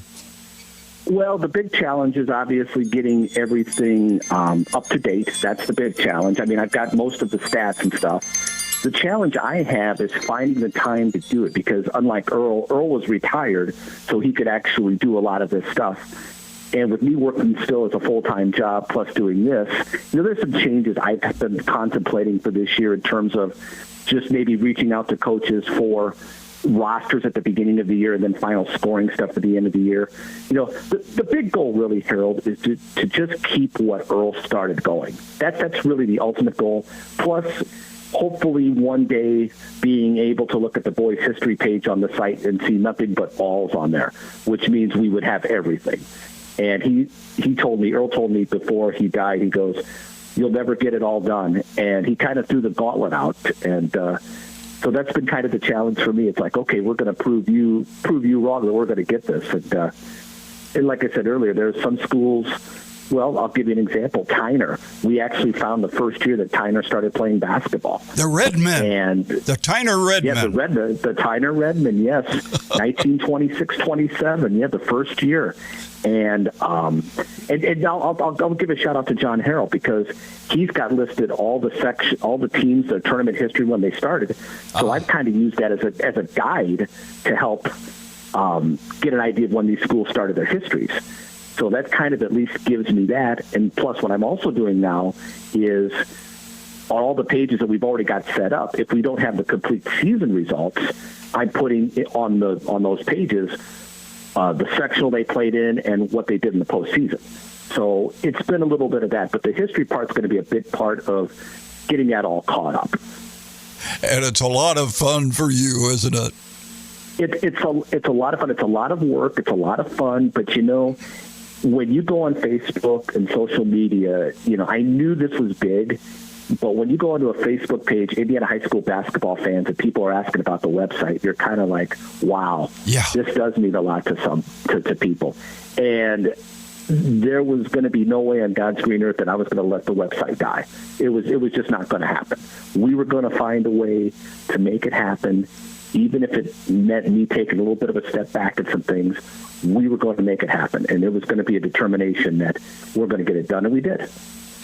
Well, you've got it up and running again, but you've got all these other things that are going to happen. So promise me that you'll keep us in touch as you do even more things, Ken, and we'll have you back to talk about it here in a few months, and you'll have a lot more to talk about, it sounds like. Yeah, and then I just want to real quick, my email is on the website there when you go to etpro.com. And anybody that's got any old history, like yearbooks, schedules, anything that could help add to the history, you're more than welcome to send it to me. And as I tell people, with this, my goal is to be like the wizard in The Wizard of Oz. As long as I'm behind the curtain, life is good. But I don't want anybody to pull the curtain and see who the real person is. But that's kind of my goal. I said to Earl when he asked me to do this, I said to him, Earl, there's no way on God's green earth I'm going to make it about me. It's still going to be etpro.com. I'm just going to be the guy behind the scenes making sure that we can keep this going for as long as possible. And we thank you for your efforts, Ken, and we'll look forward to speaking with you down the road and talking about the next steps for etpearl.com. Well, thanks, Harold. Thanks for having me on. Our guest on Where Are They Now? Or in this case, What Are You Doing Now? Is Ken Peterson. He's a 1989 graduate of New Prairie High School. Join us again next week on the Saturday Sports Line for Where Are They Now? Where Are They Now? A look back at more than a half century of high school sports coverage on WKVI has been brought to you by Osborne's Mini Mart in Knox. Join us each Saturday morning on WKVI for the Saturday Sports Line and worldwide on WKVI.com. Time now for our Tyler Roth WKVI Athlete of the Week, given in memory of Tyler Roth, a 2001 graduate of Winamac High School who died as a result of an auto accident 1 week after his high school graduation. His legacy of hard work, outstanding citizenship, artistic success, and super athletic performance lives on with this award given every week to outstanding student athletes from the 8 schools in the Kankakee Valley. Today's award is brought to you by Web Printing and JT Shirt Shack in Winamac, and we'll tell you who's earned the Tyler Roth WKVI Athlete of the Week after this word from Web Printing. Web Printing and JT Shirt Shack and signs of all kinds in Winamac is where all of your printing needs can be met. Whether it's paper, garments, or signs, Web Printing is your full-service printing solution. So if you're in need of embroidered or screen-printed garments, tickets or programs for your event, or documents for your business, Web Printing and JT Shirt Shack is the place to go. For the quickest service, best prices, and best quality, it's Web Printing and JT Shirt Shack in Winamac. Our Tyler Roth WKVI Athlete of the Week for this week is Brock Benson, a member of the football team at North Judson-San Pierre High School. Brock had an amazing night in Week 7 against his rival, the Winamac Warriors. He rushed for 204 yards and added 3 touchdowns on the ground of his own.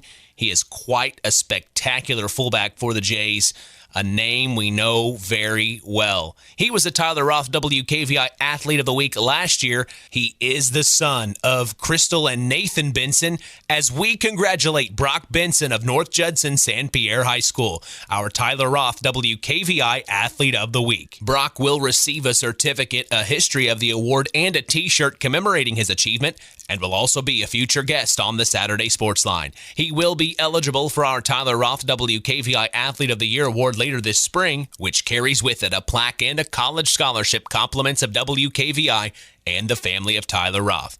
The Tyler Roth WKVI Athlete of the Week is brought to you by Web Printing and JT Shirt Shack in Winamac. I'll make sure to get with Mr. Benson this week, as that is another Saturday Sports Line down and in the books. We are in October. The autumn wind is upon us. Make sure to keep up to date on our sports checks throughout the week. Follow us on all of our social media sites, on Instagram at WKVI Sports, on X, formerly Twitter at KVB Sports, and on Facebook at Sports to the Max for all Kankakee Valley Broadcasting sports content. Enjoy your weekend. I'm out of here. Take care. I'm Mitch Columby. The tradition continues. From the Pulaski Memorial Hospital studios of Kankakee Valley Broadcasting's WKVI, you've been listening to the Saturday Sports Line with Sports Director Mitch Columby and Sports Analyst Chris McGowan.